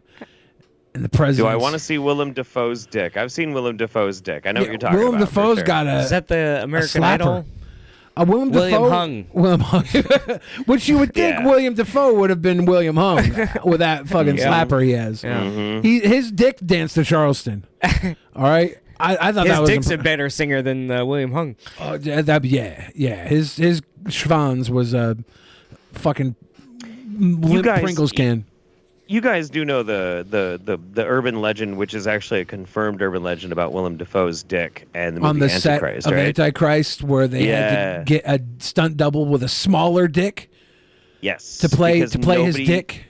Because nobody would believe that it was a real penis that was actually having sex in that scene because his dick is that fucking big. It's true though. It's true. Because there are actual nudes of Willem Dafoe, and the dude's got a fucking giant hog. Holy shit. About to ruin my search history. Yep, there you go. He's got a monster schwanz. It's actually terrorizing. And the thing is, too, if I had to pick out who should have an enormous fucking dick, I think I would pick Willem Dafoe. He's just a genuinely great person. He's a great human being. I would pick Amy Schumer. Yeah, he has a stunt penis. Wow. Yep, had a stunt penis for sure. So as we were talking, I thought my next business venture, I'm going to grade dick pics the same way they grade Pokemon cards and baseball cards. You're going to send in your dick pic to me. I'll send it back to you fucking with a professional grade in a little plastic case you can put on your mantle. A plaque. Yeah, a little plaque. Something. A little BTF What do they do with graded. baseball cards? They put a thing, a certified. I'm going to certify your dick pic for you. You send it to me. Do you have to get a notary? Yeah, I'm going to have it notarized. I'm going to have... a certificate of authenticity. Of awesometicity. More like awesome titties. Awesome titties. Certificate of awesome titties. Certified awesome titties. It's going to be graded on 4. Yeah, bro. Going to be graded on 4 factors, and you can see if your dick comes back a 10 or not. You might be BSA graded 10. I don't. That's my new business right there. I'm gonna start grading dick pics. We're getting big. Everybody in chat saying I stole their joke. I immortalized your fucking text. You guys are so fucking lucky I'm here. Without Billy, there is no joke. Exactly. You guys fed the fucking fisherman, and he went out and caught the fish. Okay. Okay. Okay. I'm not a quail shall off me a gang. Immortalize me. Just jizz on someone like what's he in Star Wars where he's buried in the semonite? Just ropes of Han Solo fucking carbonite cum. Do you know how many women in the world would love to be encapsulated in a carbonite chamber of cum? Every one of them. Mom, you better not be watching. You better be the only exception, Mom. God damn it. Every woman loves just swimming in cum. Maybe not every woman. Just every woman I've ever met. That's why Scrooge McDuck was a male in the movie. Scrooge McDuck. Because otherwise it wouldn't be coins. She'd be diving in cum. DuckTales was actually a metaphor for womanly desire. When Scrooge was diving through the cash, that represented women wanting to just swim in cum. Yeah. Swim in the cum. Check out this video that I just saw while I was out of the room. Okay, so this raggedy ass bitch I saw this. just came into Erotic and stole from my store. So she got on the bus with her and followed her. This is the first time I've had the same algorithm as you. Every time I come on this podcast, I'm like, what part of the internet are you guys on? And I saw this today. This is amazing. We finally matched up with you. Our period synced. Damn it. It's our menses. Stole from my store. Okay, stop. Don't touch me. And we're going to follow her to her house because she says she's going to pay for it there. Right? Yes. Okay. So enjoy the ride, and we'll let you know where she lives. Let's play a game called Look in the Thief's Purse. So let's see what she has. Oh, my God. Oh, she also took a skirt, Justin. Did you see that? What? No. So her coworkers there with her, too? Yeah. Oh, my gosh. Nice. Where the hell do they work where they could just leave? Yeah, they just close the shop. Right? It almost seems like almost like a lingerie shop because of what she has there. It looks like a Victoria's Secret wrapping kind of thing. They're missing out on like thousands of dollars of sales by closing down to chase this woman back into the hood. That looks like the thing I buy a lot. So And let's comment physically on this woman's body. She should be getting new lingerie. She wears it well. Thief woman, you wear it well. I'd hit it. Yeah, thief woman, you're doing a good thing. She's already gonna be used to handcuffs. Oh yeah, Jeff. There you go. You got one you can leave on for 6 hours. Hey.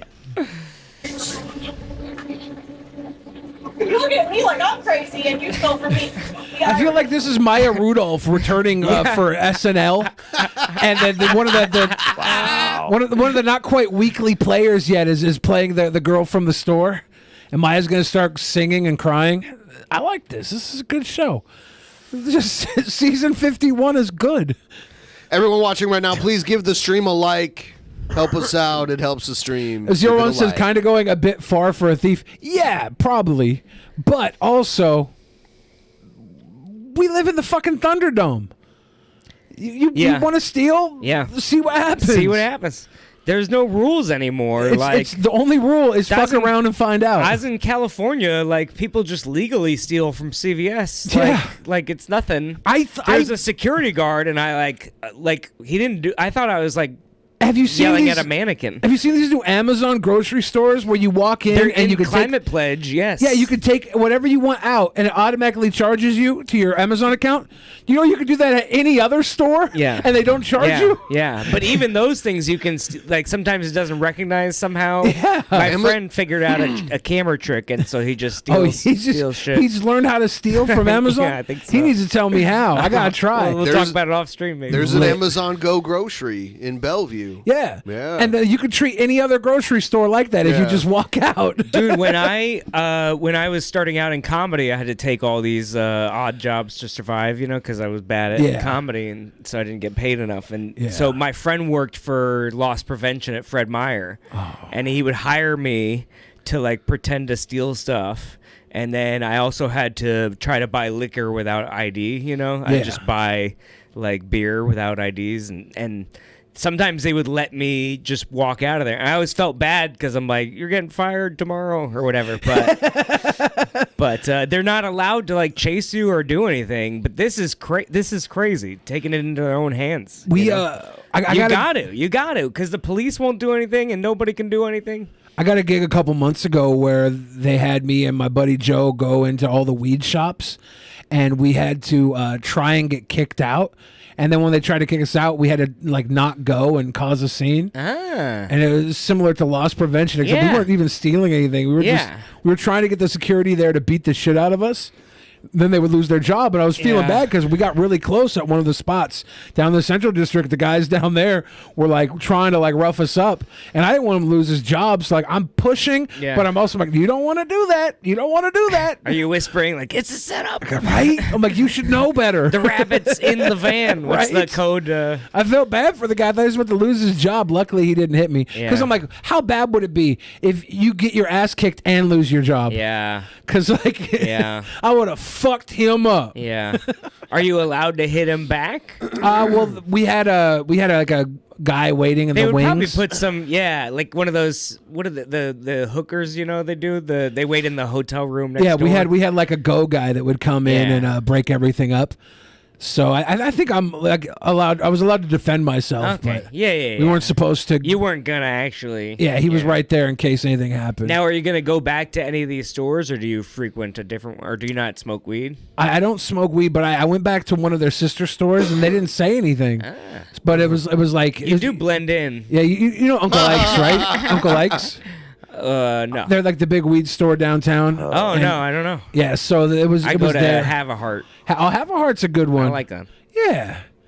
I literally have like pounds of weed left over from when my dad died. I got all he had was weed. Pounds of weed. Maybe it's not pounds, but so much fucking ounces of weed. Okay, that's ounces. Pounds would be was that in the insane. will? It was close to pounds. There was no will. There was just jars of weed. No, Maybe it was like 1 pound total. A guy that collects weed is probably not getting around to paperwork very often. Yeah, just a bunch. We got a sack full of mason jars. It's fucked.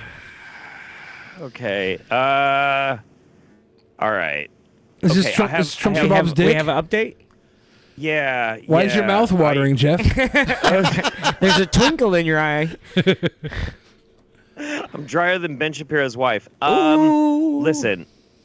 Okay, so I'm not sure whether or not this is actually true or not, because there's not a lot of gray hair. There's some gray hair. This is not a 10. It's not a 10. And also, I have to question like the wisdom in sending a dig pic when you're like completely flaccid. But that being said, I've seen a lot of dick, and it's obvious that Trumpster Bob doesn't have a micro penis. He has some degree of heft and weight to it. Do you know how rare micro penises are, though? Like, I would be more surprised somebody has a micro penis than if they had a fucking 11-incher. Sure, yeah. I mean, well, I don't know, man. Like, I think probably. Okay, so from like my experience in knowing dicks and whatnot, he's probably got maybe like a good 3 inches flaccid, but it's thick. It is thick, so I think he might be a bit of a grower. He's not really a shower. I think he might actually have a pretty decent mid to like upper mid length penis. It's ugly. Maybe it's a good idea to send a flaccid dick pic because then people don't know for sure, you know? They're like, well, it could be 10 inches. Maybe it grows bigger. Maybe whatever, you know? Sure, leave him guessing a little more. I never really knew if I was a grower or a shower. I figured out now that I'm a choker. Your dad was a grower. He actually got it from a biker. Oh, okay. The biker was growing. So, I do have an encyclopedic knowledge of dicks. I do, yeah, for sure. The most common penis size, like in North America, is 5 to 5.5 inches or so. That's true. That is true. That is a median size of dick. I think maybe Bob's got an extra 1/2 inch on that, maybe. So I mean, you're like kind of in the mid range, Bob. It's okay. It's ugly. It's an ugly dick, but it's not the ugliest dick I've ever seen. So that's fine. Also, manscaping. Need to do some manscaping. There's a bit of fur burger going on with this, okay? How big's my dick? I'm just going to let you guess. Let you guess. Just make up whatever fantasy you want in your mind, because you're never going to see it. I learned a long time ago, and this is the smartest thing I can ever impart into anybody else. Do not, under any circumstances, ever send a dick pic. Don't you ever fucking do it. Ever. Don't do it. I like to send dick pics after I take a picture of my dick in their mouth, and then I'll send it to them afterwards to remind them. Like a Hallmark card. Thanks for the memories. Yeah, thank you for putting that fucking cock in your mouth. There you go, papa. And they're like, oh. A souvenir. Yeah. Also the herpes. It's like one of those, it's like one of those flattened pennies that you get at the fucking... Except it's herpes. That's the permanent souvenir. 100%. Unless you want to do OnlyFans or something like that, don't. And I don't care how hot they are, ladies, guys, people of indeterminate genders, do not send nudes. Don't ever send fucking nudes. Don't fucking do it. Just don't. It's a bad fucking idea. Don't ever fucking do it. Then I'll give you a good reason why. Like, I'm not trying to like victim blame if anybody's gotten their shit spread out there. That's terrible. That's wrong, and it's awful that it happened to you. But not only can it always bite you in the ass, but 2, it ruins the surprise. It ruins the surprise. And like, it just does, it's not a good fucking idea. Say maybe for some reason, like, you're not packing the best heat ever. You don't want that to be a reason why you don't get to prove that maybe your oral skills are super on point, and they're just gonna want to like worship your dick no matter what size it is.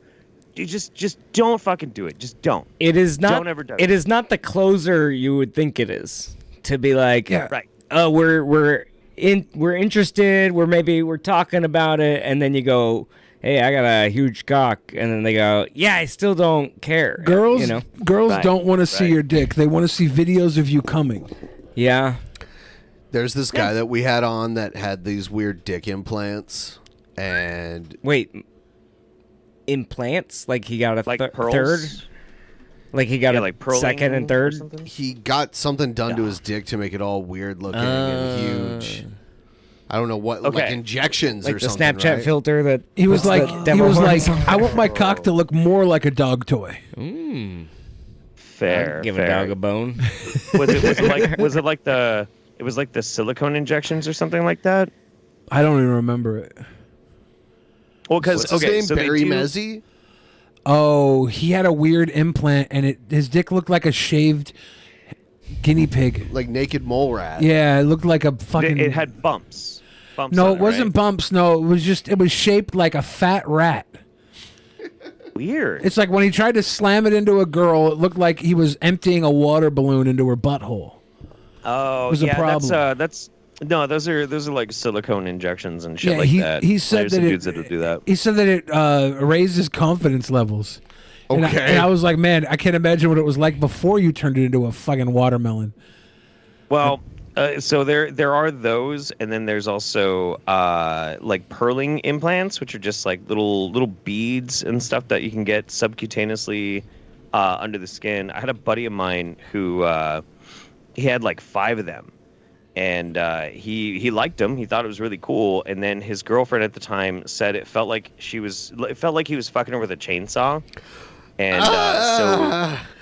Yeah, it really wasn't doing the trick that he wanted, so he had to get them removed, and so he went back to the body mod shop that we all went to, and how they removed them was fucking brilliant. So each one of them, you know, these pearls are like about that fucking big, right? The dude would make an incision about half that, just a tiny little incision, and then would pop them. Mm-hmm. They would shoot out of his fucking dick and like bounce all over the fucking all over the fucking shop. It's like fucking crazy. Flubber. Bling, bling, bling, bling, bling, bling, bling. New Yeah, kink dude, no, I unlocked. was there. I was there. I Is watched that it happen. It was the pinball craziest machine? fucking thing. Yeah, it was wild, dude. What's So interesting crazy. about that is that, of course, it doesn't feel that great to the late. I mean, the dicks are designed in a certain way, and vaginas, I've heard, are designed a certain way. I'd love to find out someday, but you know, like the natural thing is pretty good, I think. Yeah, it's fucking with the natural. I mean, some people really like it. You know, it's Some fucking people weird. need to be destroyed down there. They have problems. They don't feel anything anymore. Yeah, some people choose. That's me on the inside, but they choose violence over therapy. Okay, what are you gonna do about it? I don't know, man. God bless America.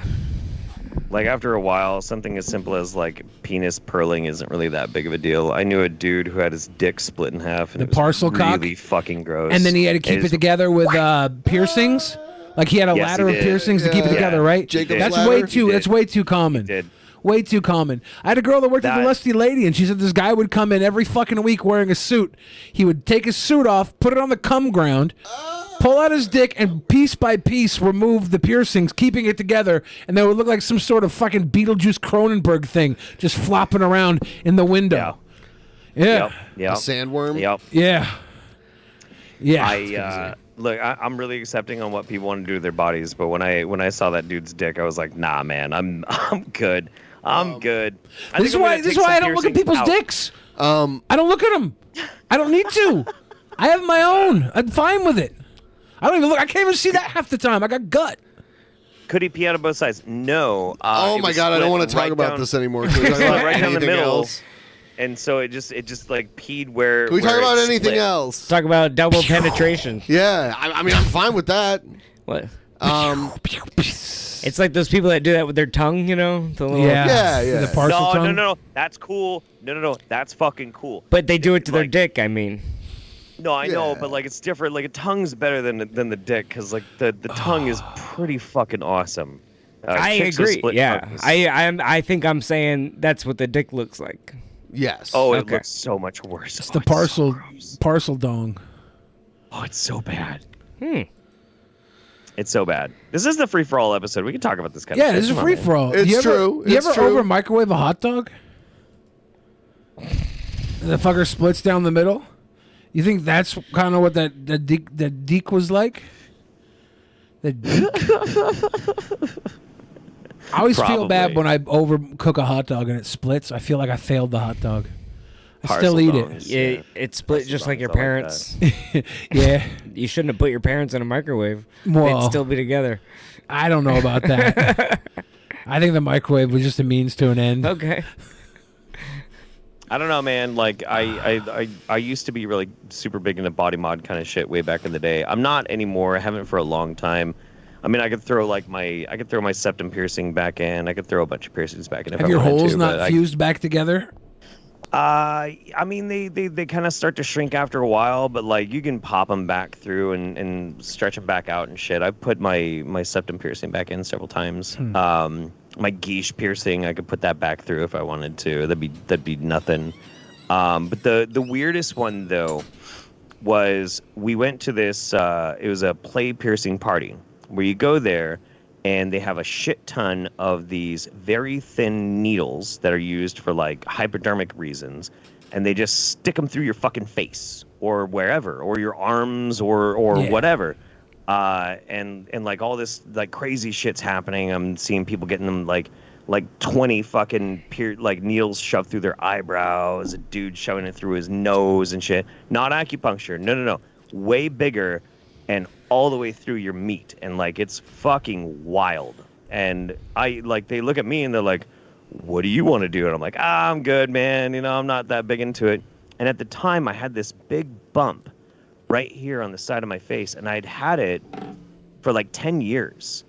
And the dude walks up to me and he pokes it and he's like, what the fuck is that? And I'm like, I don't know. I've just had it for years. He's like, cool. Let's throw some fucking needles through your face. I'm like, okay, fuck, whatever. I don't give a shit. All right, it's much better than like throwing it through something that I like. And so he throws like 3 needles through this big bump on my face right there, and he pulls them out. He's like, lay down. So I lay down, and he grabs my face and he squeezes. And apparently I had like a cyst or something on my face for over 10 years. And it just erupts all over the fucking place. It's disgusting. The smell is awful. And people like are gagging and running out. People who just got like massive piercings thrown through my face are like, ooh, and they're freaking out and they're running out. Now, the weird thing about it, though, is it didn't hurt. And I had been suffering from like chronic headaches. I'd have a headache at least every other fucking day for like 10 years. And once that happened and that shit was gone, I didn't have headaches anymore. It was the weirdest fucking thing. It was crazy. You just let some random dude do facial surgery on you, or was he a friend? Well, I knew who he was. Oh, yeah, he was okay. a friend of mine. He was just kind of a weird, freaky guy, you know. He was like, I want to pop that thing. Yeah, and he did, and I didn't have fucking headaches anymore, all because I went to this weird piercing fetish party. It was the strangest thing. I should let somebody do that to me. I don't know if I have a goiter or anything. I'm trying to think if I have any goiters or hangy bits that I can get. I'll just let them jam something through my dick, see if it makes my headaches go away. Maybe. Fuck Don't throw needles through a goiter. A goiter is different. Well, I don't throw know. needles I don't through know a the goiter. difference between a goiter and a pustule, whatever the fuck you had. You said you called it a clit or a cyst? What was it? A cyst, yeah. A cyst, yeah. It was like a fucking sealed over cyst or some shit, yeah. You get all your medical treatment at freaky parties also. You should, yeah. I mean, it worked out for me, so it should work out for everybody, right? I had a mole on my neck one time when I cut it off with a pair of toenail clippers. And I woke up in a pool of blood, but nothing else happened. Like, it was just like, I just bled out while I slept, and everything was fine afterwards. Jesus Christ. Ugh. I don't know what I was thinking. I just thought it was a good idea at the time. I was like 17. Yeah. And I was like, fuck, I'll live forever. I'll just start cutting shit off my fucking neck. I don't want no cancer. Clip. Yeah. You know what's weird? My brother, I guess if we're going kind of gross, my brother a long time ago, he was picking at something in his armpit, and he saw something sticking out. He had a wound and something sticking out. A little white thing was sticking out. So he grabbed a couple of tweezers and he yanked, and he blacked out. Apparently, like he had gotten some kind of cut on his underarm, and a fucking nerve, like a literal nerve, was sticking out of his body, and he yanked it with a pair of tweezers, and the pain hurt so bad he just like lost consciousness. What if like the future of live entertainment was like low grade medical experiments? Like everybody pays a cover to come into this bar operation, but but real. it's like stuff like obviously you're not gonna do some really like crazy stuff. Yeah. But like low level surgeries and operations live and ganglion removal. Yeah. And because nobody can afford triple bypass. nobody just can easy afford stuff. medical insurance anymore. So now it becomes like a theatrical performance. Yeah. And the elite come in and pay to watch these poor people get their fucking appendix removed. And there's always a flashy guy who's doing it behind his back, you know? Yeah. Tom Cruise with the fucking cocktail. Just 360 kick flip, fucking appendicitis kind of shit, you know? Yeah. You're literally describing the plot of Crimes of the Future by Cronenberg that just came out. Did you see that? Yeah, I saw it twice. It's a loose description of that, yeah. But like that was people were doing that because they had fetishized surgery as an art form, right? Well, actually, it's kind of the idea of the movie. The movie kind of sucks a little bit, but the idea is kind of cool. The idea is that humanity accidentally evolved to where they don't feel pain anymore, and they're also like growing extra organs, like as mutations and shit. And so they have like that high society, like Art Nouveau performance art kind of thing, where they like slice each other up, and nobody needs anesthesia because they don't feel anything. Oh, and there's no infections. So there's no more infections, no more pain. And so to be entertained, human beings are just like cutting themselves up and shit. It's really fucking weird. Kind of a boring movie, but it was I went to see it with worth a Joe. watch. I went to see it with Joe, and Joe said this was like the 9th time Cronenberg's made this movie. It's a lot closer to like Videodrome than it is like Existence or some shit like that. I'm a big Cronenberg fan. So Do you like that one movie 9 times? Have you seen the one with the fucking the other Twilight in it? The other Twilight? Yeah, the boy Twilight, Batman Twilight. What's his name? Gothi Ederson or whatever. Yeah, Robert Pattinson. Robert Pattinson. Yeah, did you seen the Cronenberg movie with Robert Pattinson in a limousine? What was the name of that one? I don't remember. I haven't seen it. I want to watch it though. It looks really cute. Robert Pattinson. Cronenberg. What was the name? Cosmopolis. of it? Hawkeye. Cosmopolis. No, I haven't seen that yet. No. Yeah, no, it was no. on Amazon Prime, and I almost watched it with Joey, but we ended up watching some other good shit. Yeah, dude. No, I should totally check that out. Like, yeah, absolutely. There was a movie with Alec Baldwin we watched the other night, and it's from like 1990, and I can't remember the name. But Alec Baldwin plays a total fucking psycho. It's great. He gets off the airplane at an airport and just like kills a Hare Krishna. But shaking his hand too hard. It was fucking weird. I don't think they told us why in the movie. Alec Baldwin just comes in, hops off the plane, kills somebody, and goes about his day. You're like, what just happened? That's what happened in his news movie. Right? Right? It's a very weird movie to see the beginning of Alec Baldwin in a starring role. The warning signs were there the whole time. They were. It's not Biodome. That was a different Baldwin. Good movie though. Biodome's a great movie. Pauly Shore did something amazing. He made like 4 or 5 movies that shouldn't exist. He was in a Goofy movie too, right? Pauly Shore was in a Goofy movie. I didn't know he was allowed near kids. I think he did do a voice in a Goofy movie. Yeah, kid movie. Yeah, the Pauly Shore, like Son-in-Law, Encino Man, In the Army Now, a Goofy movie. Jury Duty. Pauly Shore, Biodome. Pauly Shore made the kind of movie that should have never been made like 7 times, and they were all classics. Pauly Shore is Dead is actually a decent movie. That's a fucking great movie. A lot of people don't know about it. The whole idea behind Pauly Shore is Dead, it's fucking brilliant. Written and directed by him. He realizes that you only get big after you're dead, and then everybody appreciates you. So he fakes his death, and he plays himself. It's a pretty good fucking movie. Did they care about him after he died, or? They did. No, They were talking about how brilliant he was and shit. Miami Blues was the Alec Baldwin movie I was bringing up earlier. Everybody should watch it. I'm pretty sure I watched it when I was a little kid. And then when I rewatched it with Joe, I kept remembering all the scenes. I was like, oh my God. I fucking watched this movie. Yeah. And the night we watched this movie, we went and got strawberry shortcake because of the fucking movie.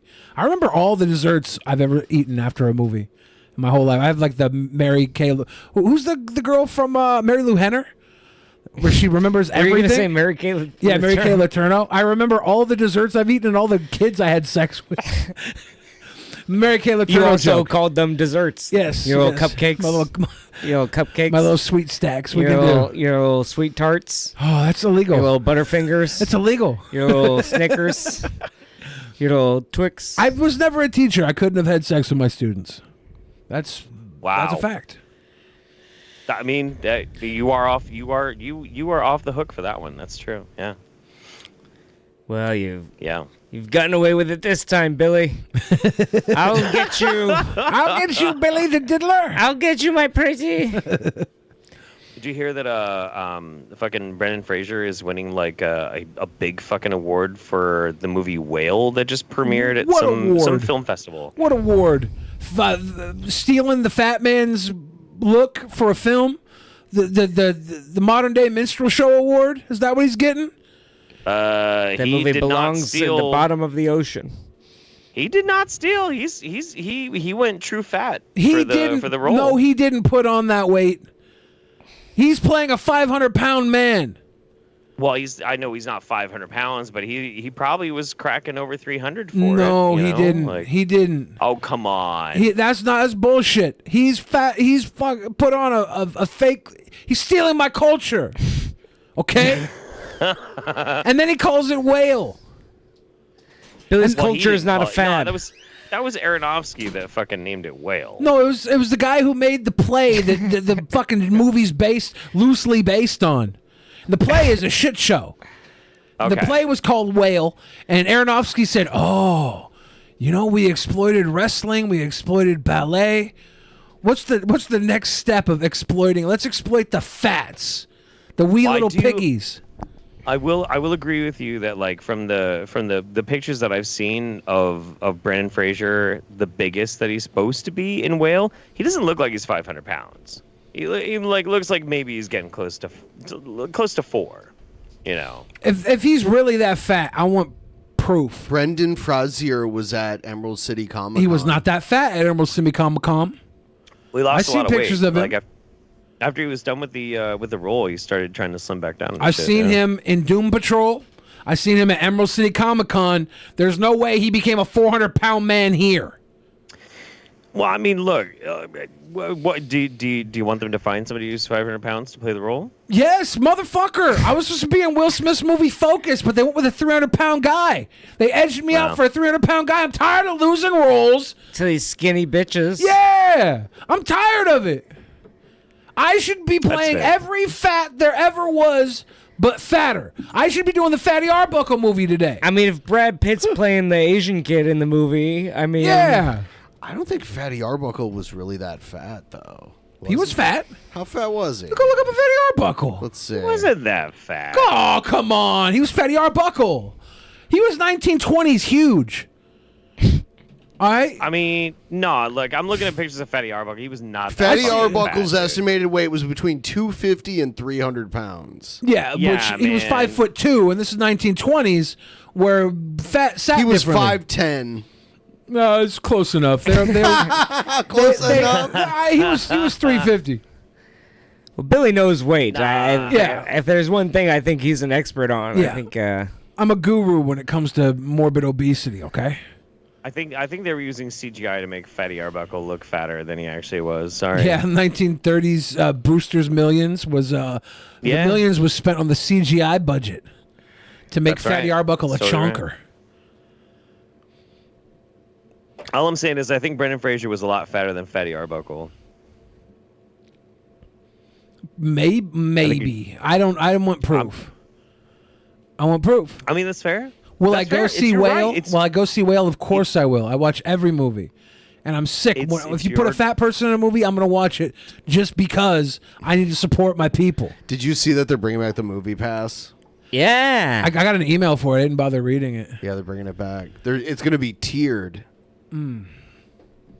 What are the tiers? Let's see. Let's pull up the article and see what it says. Yeah, I don't know how they're going to work now that every single theater has their own movie pass. I mean, every sequel is worse than the original, so this is bound to fail.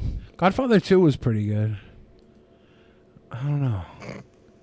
Movie Pass sets Labor Day return with tiered pricing and wait list. A wait list? That's it's like a line outside the club, even though there's no one in it. It just draws interest. The price ranges between $10, $20, and $30 a month. I spend $20 a month, and I can watch as many movies as I want at a Regal Theater all day long. I can go watch 7 movies in a row if I find the time to sit in a fucking theater that long. Yeah. And skip wiping my ass. I could do it. I can't do it. I can't do it. Like I have to go to the very first showing, otherwise I pass out in the fucking theater. I just can't do it, man. I can't. I'll fall asleep. I'm such an old fucking boomer at this point when it comes to watching movies. You can sleep in the theaters, can't you? Well, yeah. Well, that's the thing though. Is like there have been like lots of times where I'll be like just kind of exasperated with life, and I'll go and I'll catch a fucking matinee at like the theater that has the really comfy like recliner seats and shit. Yeah. Just to nap. Just to nap. I'll pay $4 just so I can go take a fucking nap. I've done that before the show a couple of times. Like I'd have an hour to kill, and I'll just go into a movie theater and kick up my legs and sleep, and then wake up halfway through and come here and, I don't know, piss and fart in the studio. Piss and fart. That's what Ben was taking a nap the last 30 minutes. Was it 30 minutes? I don't know. Someone in the comments was like, "Is he cooking a turkey?" Yeah. I laughed. It's a good turkey. Yeah, I have a Thanksgiving style spread waiting just beyond the door. Wait, are we on his OnlyFans? Are we going to fight? Backyard. Oh, no. The prices will range between $10, $20, or $30 a month, and each subscription option will give the user credits to cash in each month to see movies. There will not be an unlimited viewing option during the service's beta version. Earlier this year, Deadline reported that Stacy Spikes, the former studio marketer who co-founded MoviePass, only to be ousted as its CEO, outlined revival plans for the service during a panel at Lincoln Center's Walter Reed Theater. Spikes and his business partners acquired the brand out of bankruptcy and have hired a number of former employees, including engineers. We're going to make mistakes. Oh, you're saying that on as its second run? Yeah. Because you literally bought the fucker out of bankruptcy. So you're saying nothing's changing? That's what you're telling us? It's like, prepare for us to fail again. We're not going to get it right out of the box. It's going to be trial and error. Spikes previously worked as an exec at Miramax, October Films, and Sony Music, co-founded MoviePass in 2011. Was it 2011? Wow, so it did have a decent run. Yeah, I think I started using it in like 2017, 2016, maybe. Yeah. 2017. It was 2017. Yes, that's when they got the passes out to people. And you got one movie a day at any cinema. Yeah, and they would like give you a credit card, and they would just pay. Like you'd buy the ticket at the cinema with a credit card, and they would just pay for it. And you're paying them $10 a month, and I went to see like fucking 15 movies a month. So every month I'm costing them like $140, $160. And how many others do you think were doing just that? If it was just me, that's a bad business plan. If it was just this, we're going to make this guy watch $180 worth of movies a month for $10, and they're going to pay for it out of pocket. I guess they were trying to like. But how many people? I mean, you go to one movie that pays for itself. So. Yeah, it was stupid. Yeah, they were banking on getting enough data from the people who were buying the movies to be able to get the promotion companies to pay them a premium to promote their movies directly to the person in the app. So they'd be like, this person, based on their viewing experience, will definitely go see your movie. It'd be interesting to like go MoviePass members only for the first week or first showing or something. They had a few movies that were kind of like pushed by MoviePass with that idea, I think. But it didn't do very well. It was like a weird John Travolta film I think they backed. I mean, you got to pick a good movie first. Yeah, that was the problem. John Travolta was shitting out some stinkers. Battlefield Earth. Battlefield Earth, but that one where he played the fan, was it? That was Fanatic. Good. That was a good movie. Fred Durst directed a movie starring. Fred Durst directed this movie starring John Travolta, where John Travolta played the typical nerdy fan, and that was not. No, it was not a good movie. It was a great not movie. A good movie. Okay. Oh my God. John Travolta goes on record to say that's his favorite role. It's all about the he said, she said. He did. He did. He based that role off of his autistic son that died. No. Yes. Shut up. No. I'm telling you. Can you send me like an article or something? During the filming, he was like, "Hey, what's my motivation?" And Fred Durst was like, "You got to do it for the nookie."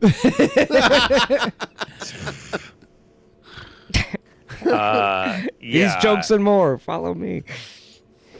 I'm looking for this, so you guys keep doing all the good jokes. Oh, that was the only good one. Shit.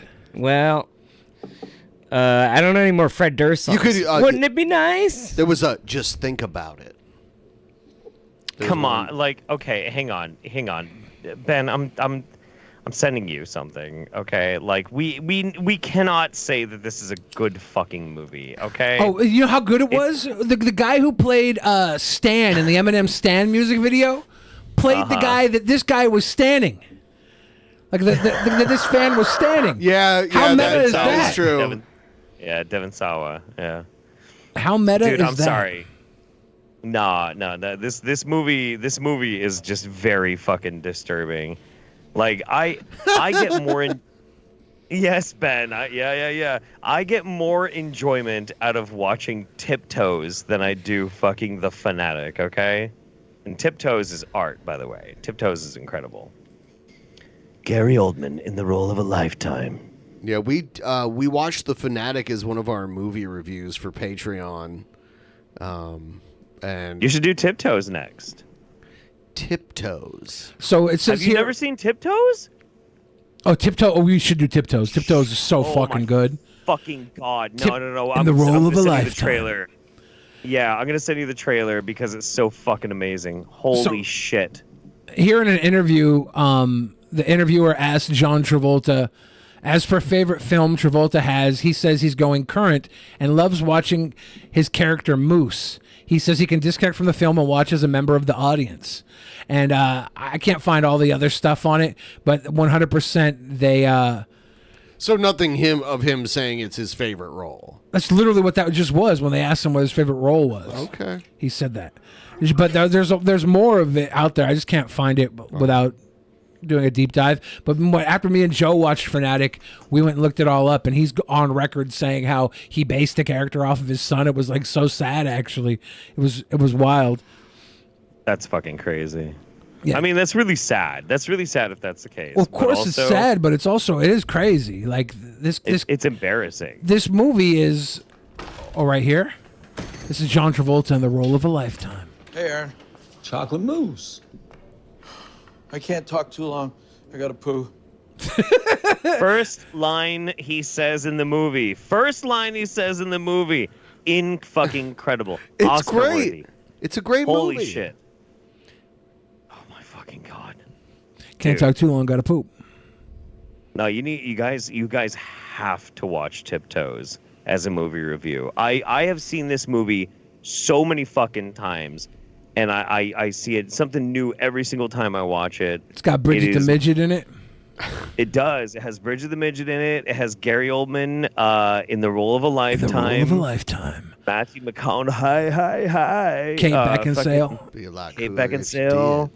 It's the stacked. dude played Tyrion. Yeah. Fucking what's his name that played Tyrion? Tyrion Lannister. I literally was just gonna say his name, but now that you called him Tyrion, I scrubbed his real name. I know. I'm Peter sorry. Dinklage. Thank you, Hawkeye. Peter Dinklage. Yeah, Peter Dinklage. There's fucking Patricia David Arquette Allen is in Greer. it. David Allen Greer. Oh my God, David Allen Greer's fucking role in this movie is so fucking funny. This film is stacked. Holy shit. They're not called midgets anymore. Jigrath, of course they're not. But I was talking about Bridget the Midget. And unless you're saying she's a they them, then it's so fascinating because like in the movie they're like, well actually they're not. Matthew McConaughey is like, well, midget is a harmful stereotype. They prefer to be called dwarves. And that's not true. That's never been true at all. It's very fucking weird. It is offensive to ask for 3 wishes, though. That's what I discovered. Yes. They're not genies. They're I thought like pixies. Leprechaun. Oh, this is a stereotype they perpetuate.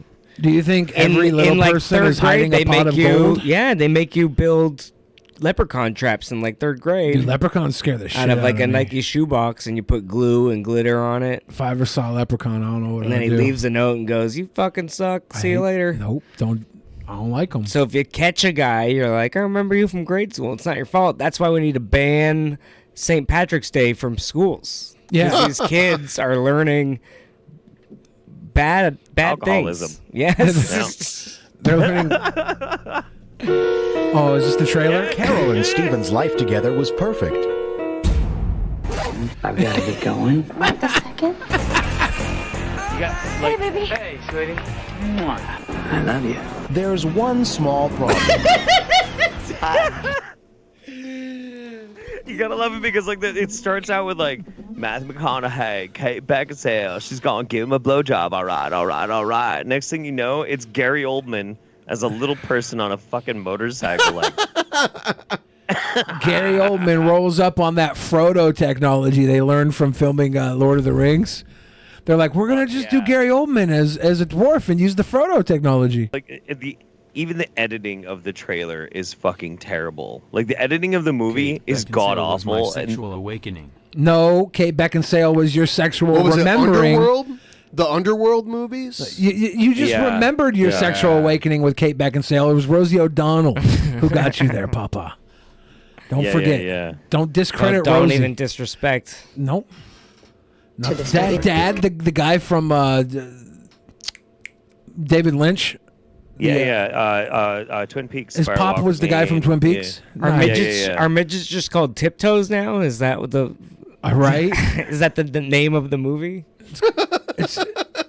You can't call him. Oh, my friend's a tiptoer. That means something else. Oh, okay. That's I've had long conversations with people because I show this movie to everybody that I possibly can, and they're like, "Why is it named Tiptoes?" I'm like, "I don't fucking know." Because people are on their tiptoes when they want to stand taller. So he's having to get on his tiptoes to stand tall with his brother. Because even though his brother's a dwarf, his brother's on a higher echelon than he is. He's looking up to him. Yeah, he's literally the outlier in his family. Yeah. He's the only tall guy, so he's on his tiptoes all the time to try and stay to the level of his dwarf family. Sure. It's brilliant. It's such an easy metaphor. I don't know why you're having such trouble. It's brilliant, Joe. Would it be that big of a deal if her kid was a dwarf?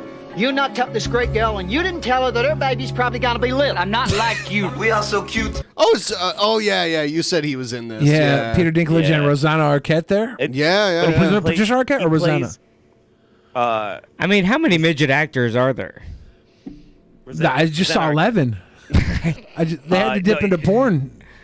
Peter Dinklage plays Eurotrash French fucking little person, and he's like an anarchist and shit. And he's like always fucking with people and getting into fucking fights. It's so great. It's so credible. And Matthew McConaughey Jewish? Mazel tov. Yeah.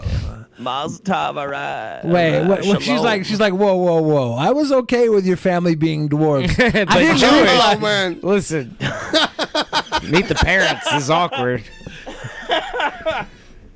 Is just a beginning. This is like Meet the Parents before Meet the Parents, you know? Yeah.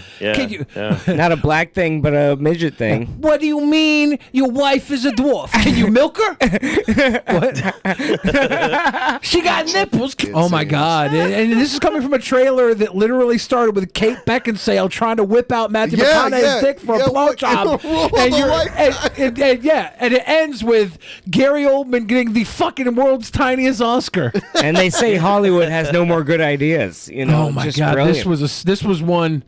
Whoever funded this, I know they party hard. They were like, "Oh yeah, I'll pay for this, but I'm gonna run my way through every single one of them dwarf." Can you girls. imagine the elevator pitch? Okay, so there's like 11 midgets at a party. I'm in. Oh, see, if I was pitching this movie, I would have all of them there in the elevator with me, and the guy'd be like, "Here's the money, make the movie." Otherwise, they'll attack you. In the role of a life. That's an irrational fear, okay? They're very good people. I hope. Jesus Christ. I hope. Yeah. Nah. Did they say You guys gotta watch McConaughey? McConaughey.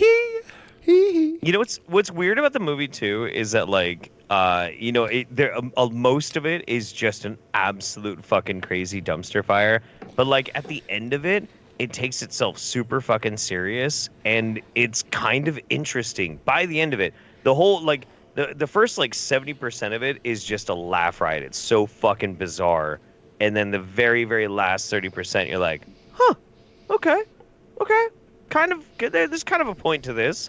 I don't know why we had to like go through the most exploitative fucking thing possible to get here, but okay, fuck it. I know. So there's like a message, a real heartfelt tug beautiful. strings. Yeah. There is. It's beautiful. Yeah.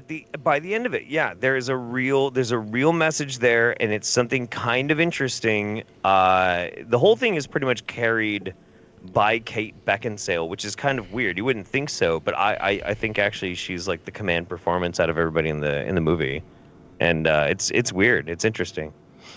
So she's lifting up the small cast. She elevates them. Yeah, she takes them to a new level. Takes us higher. Yeah. No, she does great. She does great. Yeah. She does great.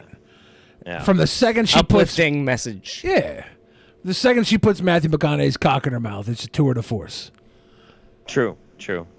And David Allen Greer's performance is absolutely hilarious. It's very brief, but it's hilarious. I don't know what they were thinking with this movie, but I want to know. I wish they you know how they did that James Franco movie about the room? Yeah. This should be the sequel to that. How they made this fucking movie. Right. I do legitimately want to know where this idea came from and like how it got pitched and how it even got fucking made. That's why I tell everybody about this movie, because I want it to have a cult following, because it's so fucking weird. It's so weird, and it makes no fucking sense. It's special. It is. It's a special quite movie. like it. It's like it's done more for little people acting than any movie since The Wizard of Oz, right? Or Willow. I guess Willow. Yeah, Willow. Did Willow do more for little people acting than this did?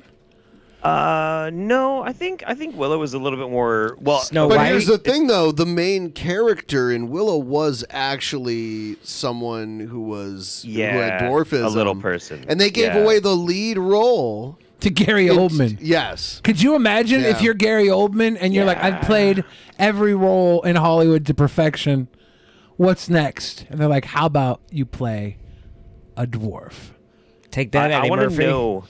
For I real. want to know what his role was right before he took this in Tiptoes. I need to fucking find this. This is very important. Was this made after he went into what wasn't Boondock Saints that he was in? Someone had a P-tape of him. Okay, hang on. They blackmailed The him. director's cut is 150 minutes, but the regular version of it is 90 minutes. 2.5 hours? I need to see that. The director's cut is 2.5 hours? Yes.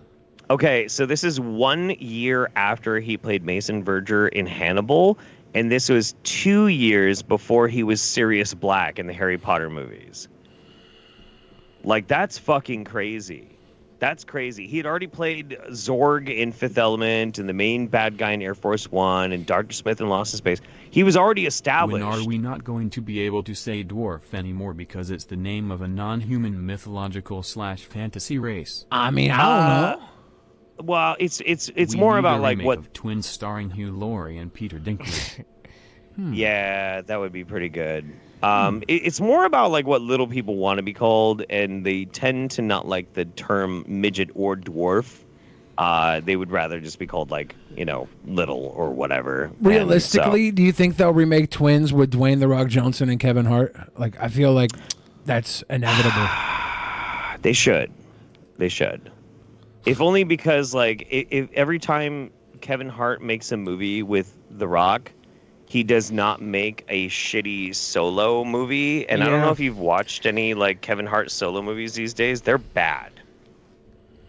Kevin Hart has like an irrational fear of animals. I've seen all these like talk shows that he's been on where people whip out like some animal and he's all like freaked out and he runs away from it. It's hilarious. Yeah, I showed him a cock once and he freaked out. Macaque, that's like a little monkey? Yeah. A little monkey? Like a capuchin monkey? A little capuchin?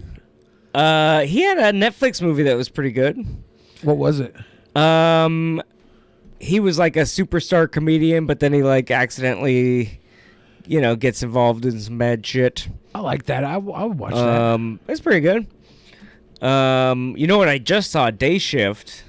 The Jamie Foxx and Snoop Dogg are vampire hunters. What? Fantastic Netflix I didn't know movie. that existed. Oh, that sounds really good.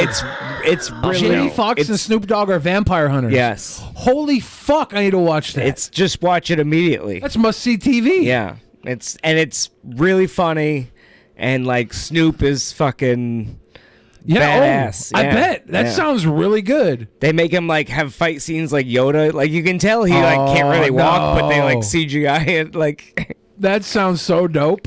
It's really fun. Oh my god.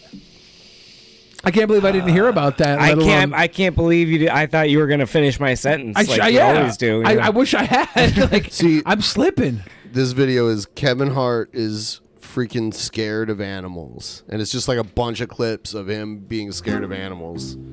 Ayo. Hold on, get to... That's why they had to CGI the animals in Jumanji. They were gonna use live ones. Yeah. Scary. Yeah, call me what you want. You know, when you smell like hood rat, you don't get near the reptile. What is that? What kind of lizard is that? Blue tongue lizard. Yeah, that's alright, that one. Yeah, they just hang out? Yeah, there's people houses. Yeah. Oh, God. So cool. Do we have anything bigger than that? This is Giselle. Oh, money. Come on, brother. Stop. Come on, man. They do this on purpose, right? Like yeah. Yeah, they know he's freaked out by this shit, so people. Wouldn't if you're sitting next to that guy, wouldn't you know that's about to happen? Well, yeah, right. Yeah, that's why I'm like, look, I know Kevin Hart's a stupid fucking idiot, right?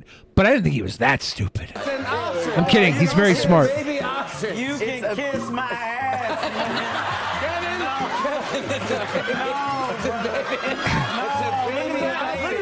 Look how cute. She's so cute. Her name's Giselle. Look at her. Do you want to come back there? Giselle? Her name's Ghislaine.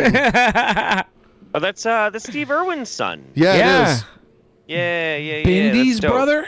All right, close your eyes. Okay, can I, wait, before you pull it out. Yeah. It don't sound like this is the animal for me. I don't think this is the one that... Don't breathe on it. Jimmy's handled something similar to this. He's handled a similar species. Just trust me. It's not going to happen, Jimmy. Dude, trust me. Close your eyes. Yeah, there's like a whole bunch of it.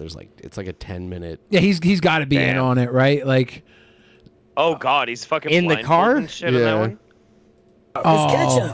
I knew it. Okay. You're the winner. You're the winner. You can take the blindfold off. It was just a quick, stupid game. No, it's not a quick, stupid game. Oh, shit. Oh. that one's fucked. I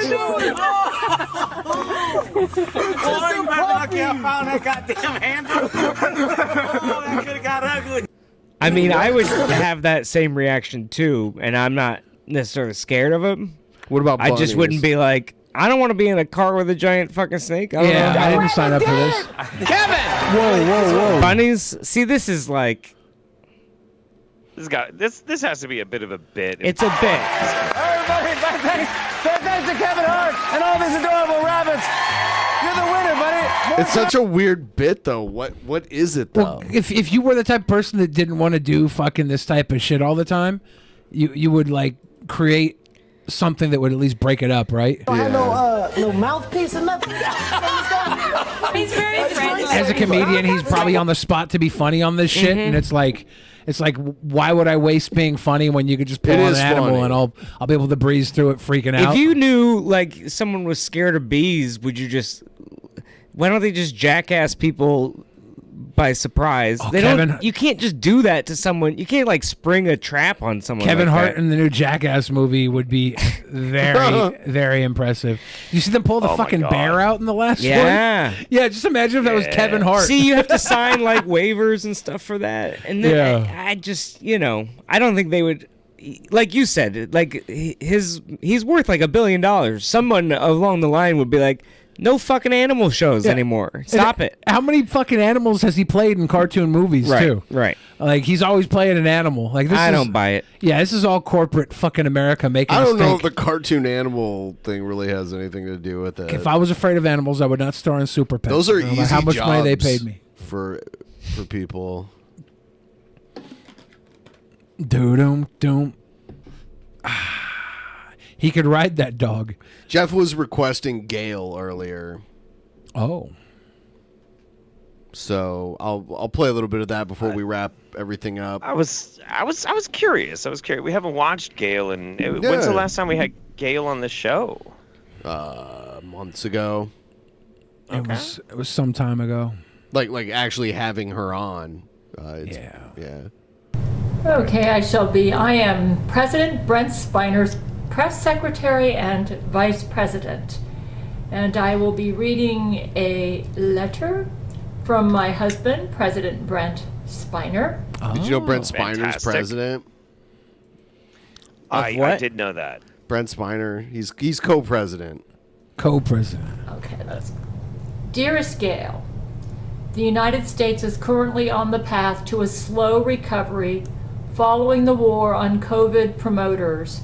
Per your brilliant idea, the team and I have undertaken the daunting task of creating human-like automatons to replace the 72 million innocent people who lost their lives in the bombings of CDC buildings and hospitals throughout the country. Oh no. That's good. That's good. I mean, like if we can't just like replenish the people like automatically through like cloning technology or something, automatons are almost as good, right? She used to call them automatons. Well, we're all learning. We're all growing. What is this automaton? Is it like a human? It's like a robot-ish. Yeah. Bicentennial man. Yeah, basically. It's like Data, you know. Nah. An automaton. Data, played by Brent Spiner, our president that we all didn't. That's just a coincidence. It's just a coincidence. It appears our reparations for the war are being well received by our citizens. Here's an article from the Gabriel Chana Fox News website with the details. August 22nd, 2022. Lifelike automatons restore wholeness to grieving families following devastating war on COVID promoters. You know, sometimes we watch a Gale video and it's just gold. I don't feel it with this one, really. I mean, it's up to you, man. Like we're learning that 72 million people after being murdered as they attack CDC headquarters and hospitals are being replaced by robots, but I think a lot of us are just afraid of the robot uprising right now. True, that's true. I mean, this isn't quite on the level of like Bubba. I mean, you know, that was a whole ass arc. That's or for like sure. her, you know, a lot of her classics. Has Andrew ever seen the Popeyes video? I'm gonna go use the restroom. That's what I do when I eat Popeyes. No, I don't. I'm not aware. It's really bad. I've made so many people watch it. Yeah, it's like I laugh. It's like nervous laughter at how it's a. How would you explain it, Jeff? How would you explain the Well, the title of the video is called "Chimp Out at the Popeyes and White Woman Gets Raped." Yeah, it's that old lady that we were just watching telling And this she's crazy. Yeah, she's reading a letter that Brent Spiner wrote her, where he went to a family reunion for Terrence Jenkins. Hugh Jackman and Terrence Jenkins went to a Popeyes, and there is a whole lot of domestic violence, a whole lot of gang rape. There is copious amounts of extremely explicit racist dialogue that happens. It's pretty wild. It's quite a thing. She also did this cooking video recently too. That was next level, where she cooked fried chicken. I haven't seen that one, actually. You haven't seen that? No, I haven't seen it. Oh no. my god. Oh, Yeah. dude. Billy leaves the room when it even comes up. You're gonna have to send it to me. You never saw that? No, I didn't get it. I was busy. I fucking missed out on a shit ton of Gale lore, man. Oh my god, yeah, that was several months ago. I played it too many times on the show. It's fair. Me and Zach Knight are friends, and every now and then he like just drops a fucking just huge wall of text being like, "So this is what's been happening lately. I know you've been busy," and yeah, Zach Knight fills me in. But yeah, listen, Gale is incredible because Gale is the Empress of Earth. She's got many husbands, including Vladimir Putin, Hugh Jackman, Brent Spiner, shit, who else? Matthew McConaughey, who was in Tiptoes, as we saw. Then there's Zach Knight, who has the perfect penis, who has a penis laser, who destroys his enemies with his perfect penis laser. It's pretty fascinating stuff. Yes, and it's like Brent Spiner is actually aware of this. Like someone he knows. Someone asked him about it at a Star Trek convention, and the look on his face when her name comes up is hilarious. Along with stardom comes a lot of attention, some wanted, some unwanted. And there's this woman named Gail Ford Schuler who's become somewhat... his mouth. Yeah, he's not happy about it.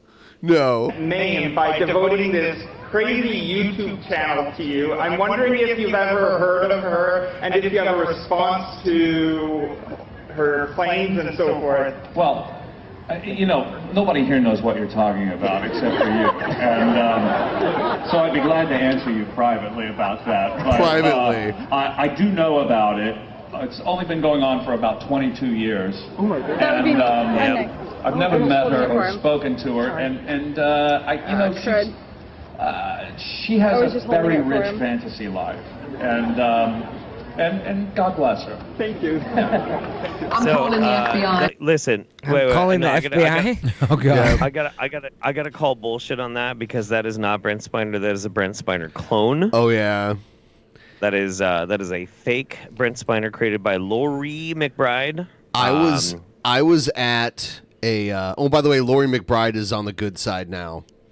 Is she really? Yeah, or at least last I checked. But wow. I was at a Star Trek convention in Vegas, and I saw Brent Spiner eating a tuna fish sandwich, and I took a picture of him and sent it to Gail, and Gail was like, "Don't talk to him. It's a clone." Yeah. Yep. She's a sweetie pie. Nate's asking if I would accept Gail's proposal to be another husband in a heartbeat, in a fucking heartbeat. I would love to be one of Gail's men. 100%. Have we? Andrew, I'm not sure if you've ever seen the trailer for Gail's movie. Have you ever seen that? Yes. That is one of my favorites. That's not like that doesn't have like disgusting racism in it. Well, pass me the lube and let's go. All right, hold on. I have a copy of the book Brent Spiner wrote not that long ago titled Fan Fiction, which I am reasonably sure is about Gail but is also presented as fiction. No. Really? Oh, yeah. No. Have you read fan fiction, Jeff? I actually, no, I've never read any fan fiction, but I do own 5 of Gail's books. Thanks they're on for my keeping bookshelf. me company while building props for 2022 Spooktacular. Spooktacular. Nice talk. All right. So we are. I'm going to show this to you. It's a movie where she plays every role in the movie. The book Fan Fiction by Brent Spiner is a memoir inspired by true events. That's in the title. Oh my God. So wow. By the way, I remember the Twitter fight between Jeff and Brent Spiner. That was interesting. Oh yeah. Yeah, no, he blocked me for sure. Because I started like asking him some questions that were kind of like tertiarily sort of Gale-ish, and he kind of went along with it for a little bit, and then I think, did I accuse him of being a clone? I think you asked him to sign a book or something. Oh no, that's right. No, I was like, look, I have a book, and I would be overjoyed if you would sign it. And he asked which book it was, and then I told him the title, and it was Gail's book, and he blocked me immediately. Oh, he was God. like, fuck you. That's what you get. Thanks. Cheers to a fistful of datas. What a long day wore out.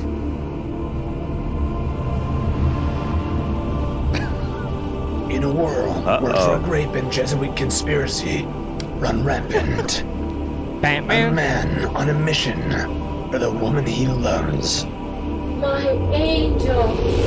is raped.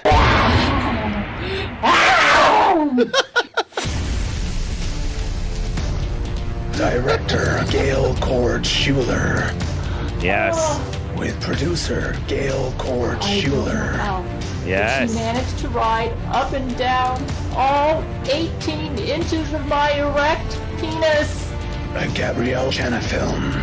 Steven Spielberg raves. It's the most impressive expose of Brent Spiner's rape ever made. Yes. Yes. Oh, the best part's coming up.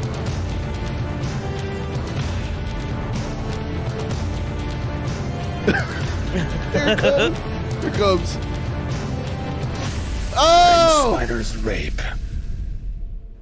No! No! Don't drink the Jesus juice, Macaulay Culkin! You're going to get raped! You're going to get raped! Coming fall of 2012. Blood and feces splatter everywhere. Wow, film school just isn't what it used to be anymore.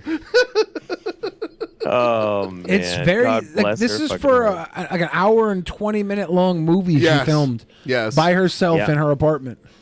It's great. It's a great fucking movie. It's crazy. You've watched crazy. the whole movie? Yes. Oh my Yeah. goodness. Yeah, It's better than Tiptoes.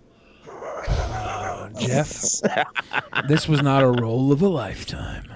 I think it was. I think it was. It I was think several many- roles of a lifetime. Walmart? Yeah. Is that like is Walmart a sponsor of Yeah. that movie? Yeah. Also, I don't know if you notice, but Jesus Christ did the casting for this movie Yep. too. Yep, sure did. He's very involved. He's very involved. A lot more than people would think. you know? Yeah, Jesus is very hands-on. Jesus is a cheapskate. He has a vision. He just paid Gale to do all the roles. Yeah. He's a cheapskate. He couldn't hire more than one actor. It was all Gale. Come on, Jesus. You could have at least got one of the apostles to play the part of Rape Brent.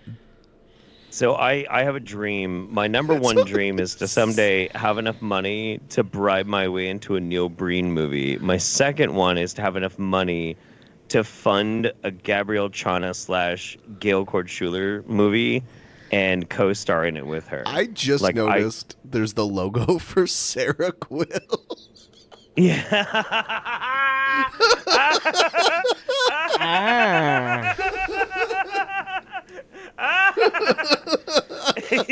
She needs it.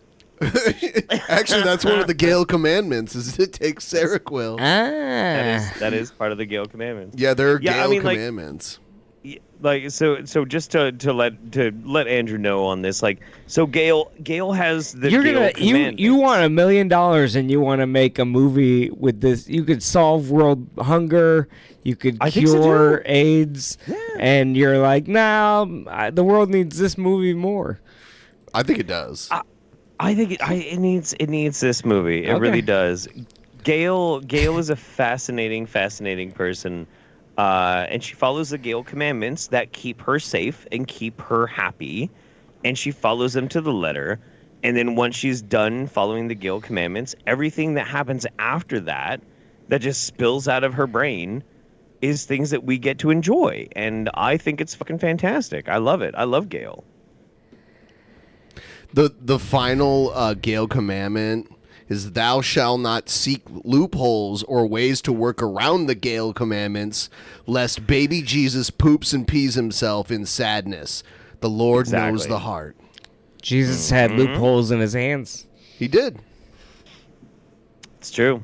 That's why Gale has to take her showers and take her Sarah Quill and, I'm in the first pay her bills. I'm in the first chapter of this Brent Spiner book called Fan Fiction. Mm-hmm. And anyone notice that Brent is also the editor of the film that depicts his own grave? Interesting. Yeah. Does that imply consent? Yeah. Yes. I don't know. It's true. Yeah. In the first chapter, I haven't read all of it yet, but Creative control. Brent Spiner is, in the prologue says something crazy happened to him starting in season 4 of filming Star Trek.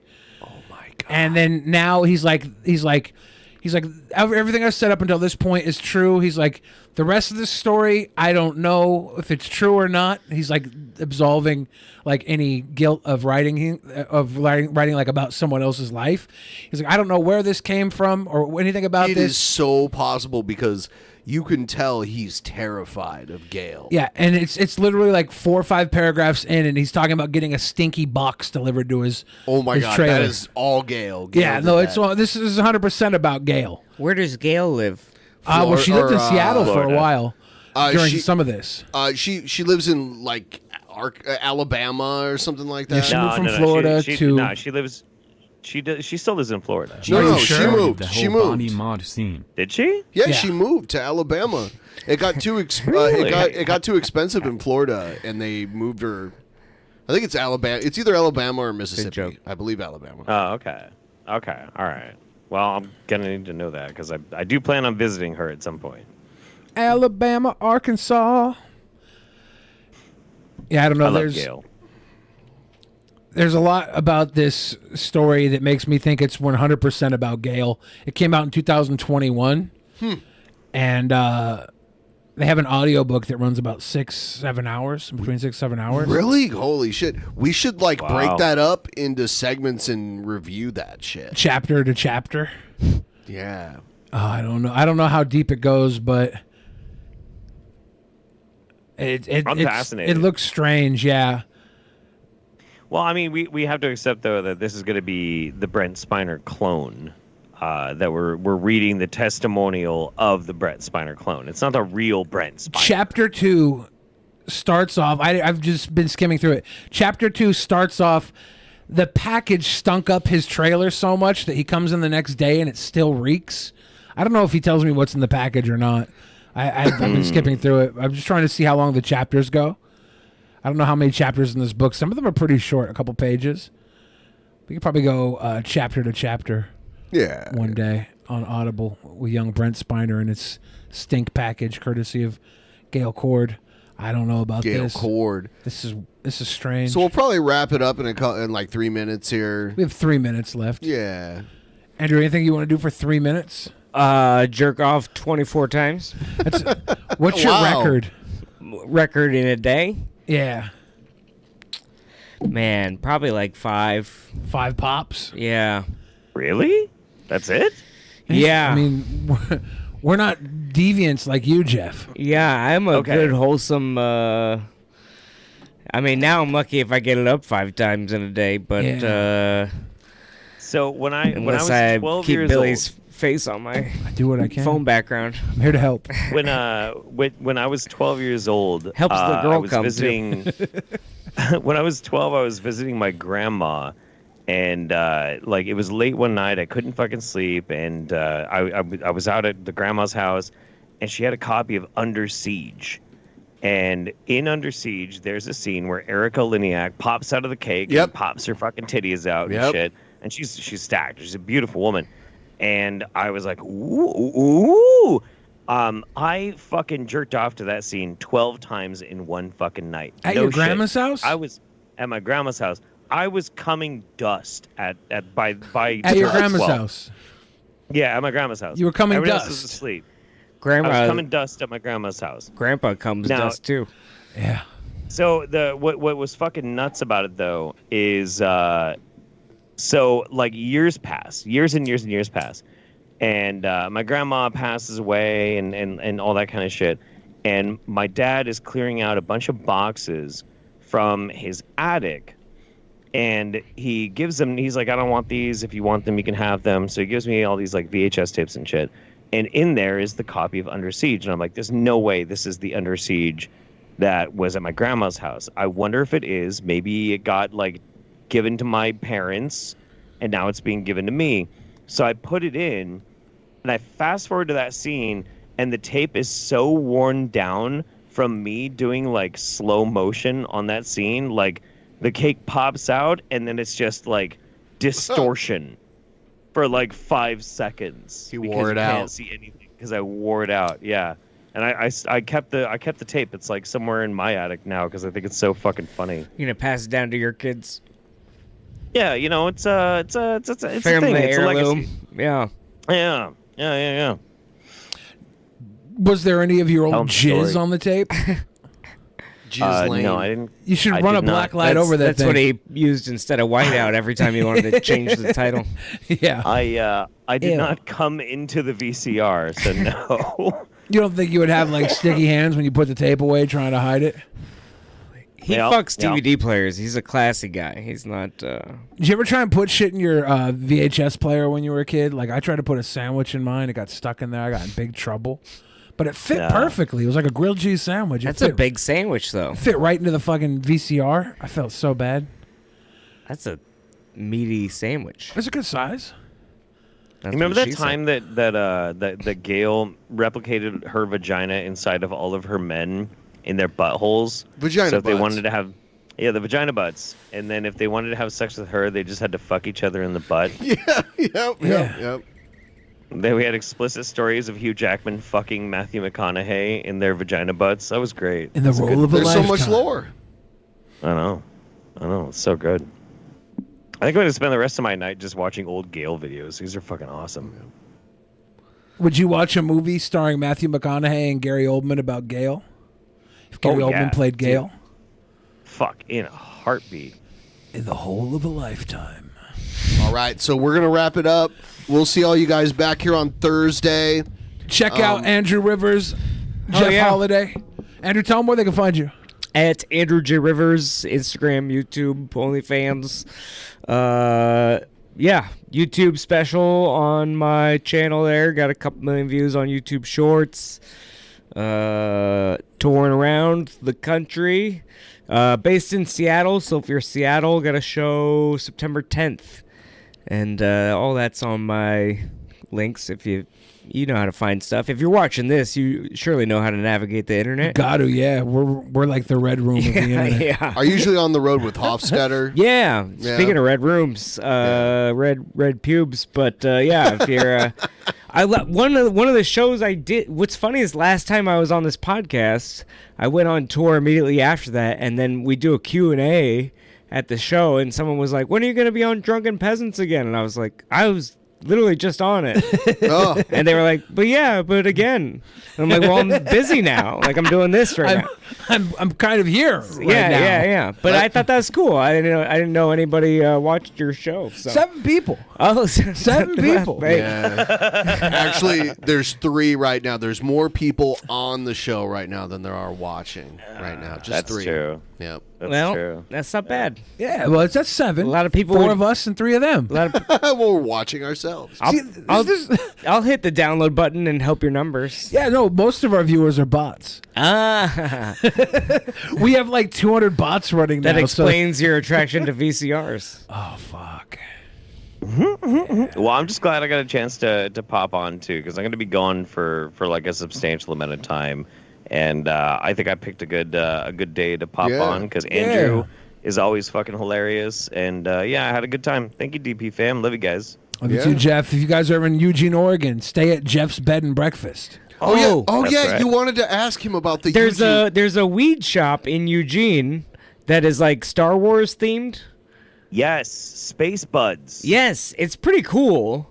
But I also thought, like, as a stoner myself, like, I'm still going to the one that's 5 minutes from my house. Like, that doesn't really, just because you have $3 million in figurines, I'm not going to drive 20 minutes to go to your store. Like, do you think that's helping add business or like tourists or whatever? Or is that because they're so competitive you need $3 million in figurines to get someone to your weed store? Okay. I can answer this really easily. There are more weed stores in Eugene than there are 7-Elevens. Yeah. There are more weed stores Starbucks. in Eugene than there are Starbucks and 7-Elevens combined. Yeah. There are more weed stores in Eugene than 7-Eleven, Starbucks, and McDonald's fucking combined. There are so many fucking weed stores, you have to stand out. Yeah. Now, obviously, if you're just stoned and you're feeling lazy, you're going to go local. Mm-hmm. But Space Buds is not only so fucking cool, and the inside of this place It is an experience. Really fucking cool. It is an experience, but they also hire, like, some of the hottest people in the city, too. So, like, they're doing it right. And if you're not so stoned that you're feeling lazy, it's a great place to go get weed. Have you ever been to the Star Wars store in Aberdeen? No. Oh my God. Aberdeen, that Washington. guy is insane. He's a fucking. There's that video of him arguing with the. So he had like a sign that was considered transphobic, and one of the like city council women is a trans woman who like went there to confront him, and there was this crazy confrontation. But I saw it on the local news. He's like an old ass hermit guy who lives in a hoarder store. Like every time I've gone there, I thought I was gonna break like 1,000 toys just walking through the walkway. There's a little weird jerk station in the back that's constantly playing Barbarella. It's like Barbarella station. It's like the Lusty Lady jerk station. It's weird. It's like a little corner booth area full of toys and a TV that's repeatedly playing Barbarella. And I swear, he just goes back there to swing dick until he hears the bell ring on the door. It is like, we have a video of it? Yeah. Because Daniel Bryan's from Aberdeen, Washington, so you have like, all these pictures of the Bella twins in there with John Cena and shit. And it's just like, no way. It's the weirdest little fucking hole. It's so weird. Who the fuck would ever go to Aberdeen? Oh, yeah. Isn't that where Kurt Cobain Kurt Cobain. Yeah, he is. Yeah. Yeah, look at this. Look at this hole. Look at this is the outside. Okay, this is the outside. Imagine the inside. Known as the wacky owner of the Star Wars memorabilia store here in Aberdeen, but a transgender councilwoman says he's a bigot who went to the dark side on her. You are not. You're not a woman. You don't. He's very, very small. He's a very small little guy. You don't look like a woman. She looks more like a woman than you look like a man. Like a woman, you don't act like a woman. The confrontation started inside. Trans women are women. Get a trans women are women. The store looks surprisingly clean in that video. I feel like this was all a setup to promote the store because it's never been that clean. Maybe. It's never been that clean. Street. You are not a chick. Aberdeen Councilwoman Tiesa Meskis confronted owner Don Suker about a sign he posted in his store saying, "This is the sign that this is so bad. If you are born with a blank, dick. you are not a chick." Okay. Period. Gotcha. if you are born with a slang for a male body part, you are not a chick. What he wrote there was so demeaning and so dismissive of who I am and who any testicles. trans woman is. Meskis, a trans woman, says she knows Suker has the right to say what he wants. You're nuts. You need to back He has the off right to live in an now. actual dumpster too. Work out of a dumpster. She wanted to it's tell a dumpster him to full of his Star face Wars toys. It was hurtful. I would really like them to open their eyes and their heart and see that, we are people, we are who we are, and all we want to be is accepted in our community. Now, I don't care what they do, but don't come in here and complain to me about stuff. I have free speech. Suker says anyone who disagrees with him does not need to spend money at his store, where that sign was still visible today. And everybody's loved it. Everybody's taken pictures of it. Everybody laughs. Not everybody loved it, as we saw. Well, yeah. And some people think it's hurtful. Well, he told us that this hurt. But here's the thing. I don't give about feelings anymore. I'm 70. Wow. And 8. I went to Vietnam to fight for all this. Do you think I care about some feelings? Absolutely not. Supporters of the councilwoman are planning a protest. He goes hard. I mean, where's the lie? Show me the lie. Yeah, 78, you get to be cranky. Yeah, he'll die soon. Yes, just fucking. You don't have to pick a fight with him either. Yeah, imagine wanting to change his mind. Yeah, what a waste. Right. That's like a Facebook argument in real life. Like no one's gonna win this. There's so many children you can indoctrinate. Why waste your time on this old fuck? Yes. Draft new prospects. Yeah. You got to cut the veterans. I'll be down at the library reading them books. You're over here trying to fucking get Star Wars, old man. There was a protest at the store. I would have loved to have gone. I wish we could find a video of the goddamn Barbarella jerk corner because it's so suspect. Everybody should go there and try and find their way to the jerk corner in the back with Barbarella playing 24/7. So strange. I've got some thoughts on this. And this is going to be a little bit of a hot take, okay? A little bit of a hot take. And I know we're supposed to be wrapping up and everything like that, so I'll try and make it as concise as I possibly can. All right? That old fuck has every right to say whatever the fuck he wants. Of course he does. He's got the freedom of speech. The government can't come in and tell him not to say some shit or anything like that. But the thing is, too, the bullshit that he's saying is pretty fucked up. It's pretty fucked up. And to be honest, I get it. There's nothing about that councilwoman that means that she has to go in there and fuck with him. But I'm glad she did. I'm glad she did, and I think people should do that more. Yeah. I legitimately do. Because the thing is, as long as that doesn't like, end in a physical thing, that's perfectly great. Totally fine. But I like people getting in people's faces about that, because the thing is like, it's totally legal to be transphobic as fuck. Totally legal. But it's also totally legal to get up in some old piece of shit's face and be like, you're a fuckhead, and fuck you. Fuck you, and fuck your bullshit store, and fuck your sign. Like, I like that. That's good. Like, I think people need to stop being so calm about things. And when they harden the edges a little bit, you know? Get fucking and defend your and shit. position. You know what I mean? You know, have a go. Well, this is what I fucking believe, and go. You know what? Absolutely. My bad. I forgot. I did get a promo from Honest From Red. Honest Red? Yeah. Because it's we're gonna have Actual Mania Bad Blood coming up here. It's our Is he gonna talk ill about my Egg World Order? Cause man, motherfucker, I've joined the Egg World Order. I love Honest Red, but bro, WO. I am a member of the Egg World Order. Yeah. So like, I hope you're not talking some shit on me, cause I'm in Egg's court. Here it is. You're an Egg's court, like an escort for I just wanted to make a video to address the upcoming match for Actual Mania.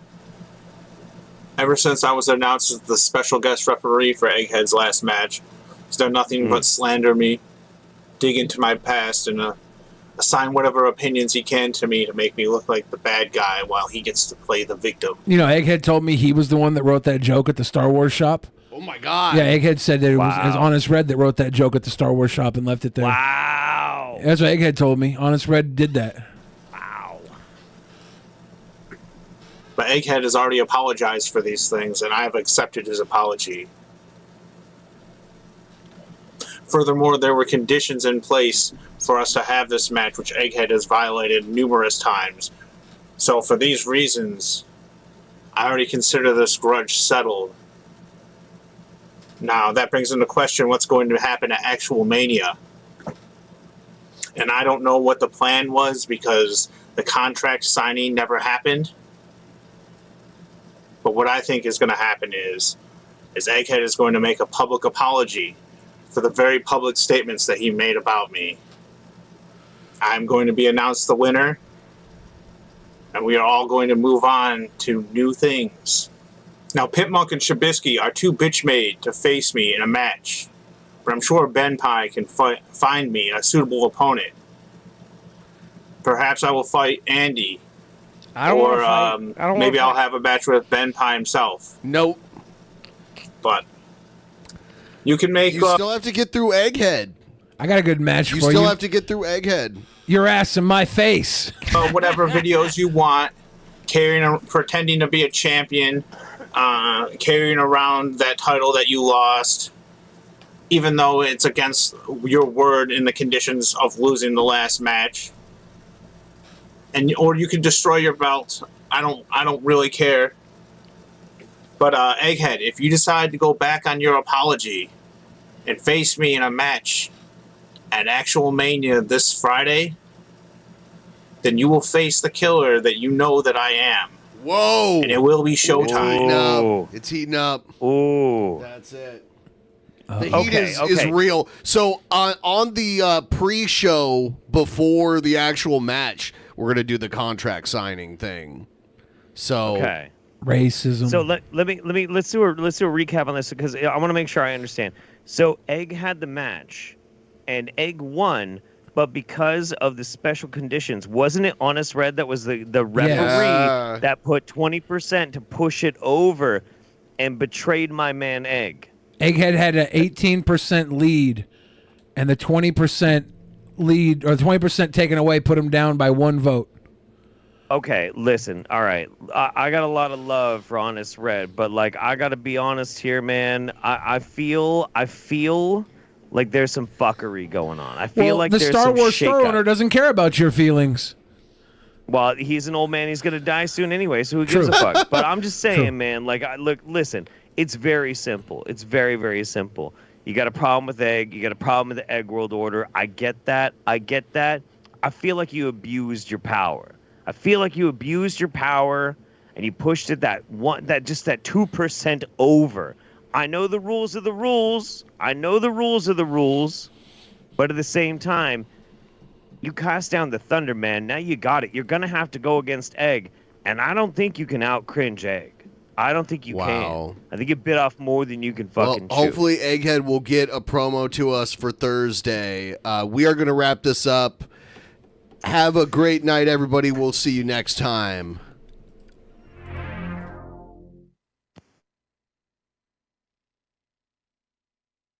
In the beginning, there was nothing, and then there was the Drunken Peasants Podcast. Drunken Peasants, Drunken Peasants, Drunken Peasants, Drunken Peasants. From the strangest corners of the internet, gonna get TP'd by Billy and Ben. You know where you can find them at. Get ready, cause they're gonna kick your... Drunken Peasants, Drunken Peasants, Drunken Peasants, Drunken Peasants.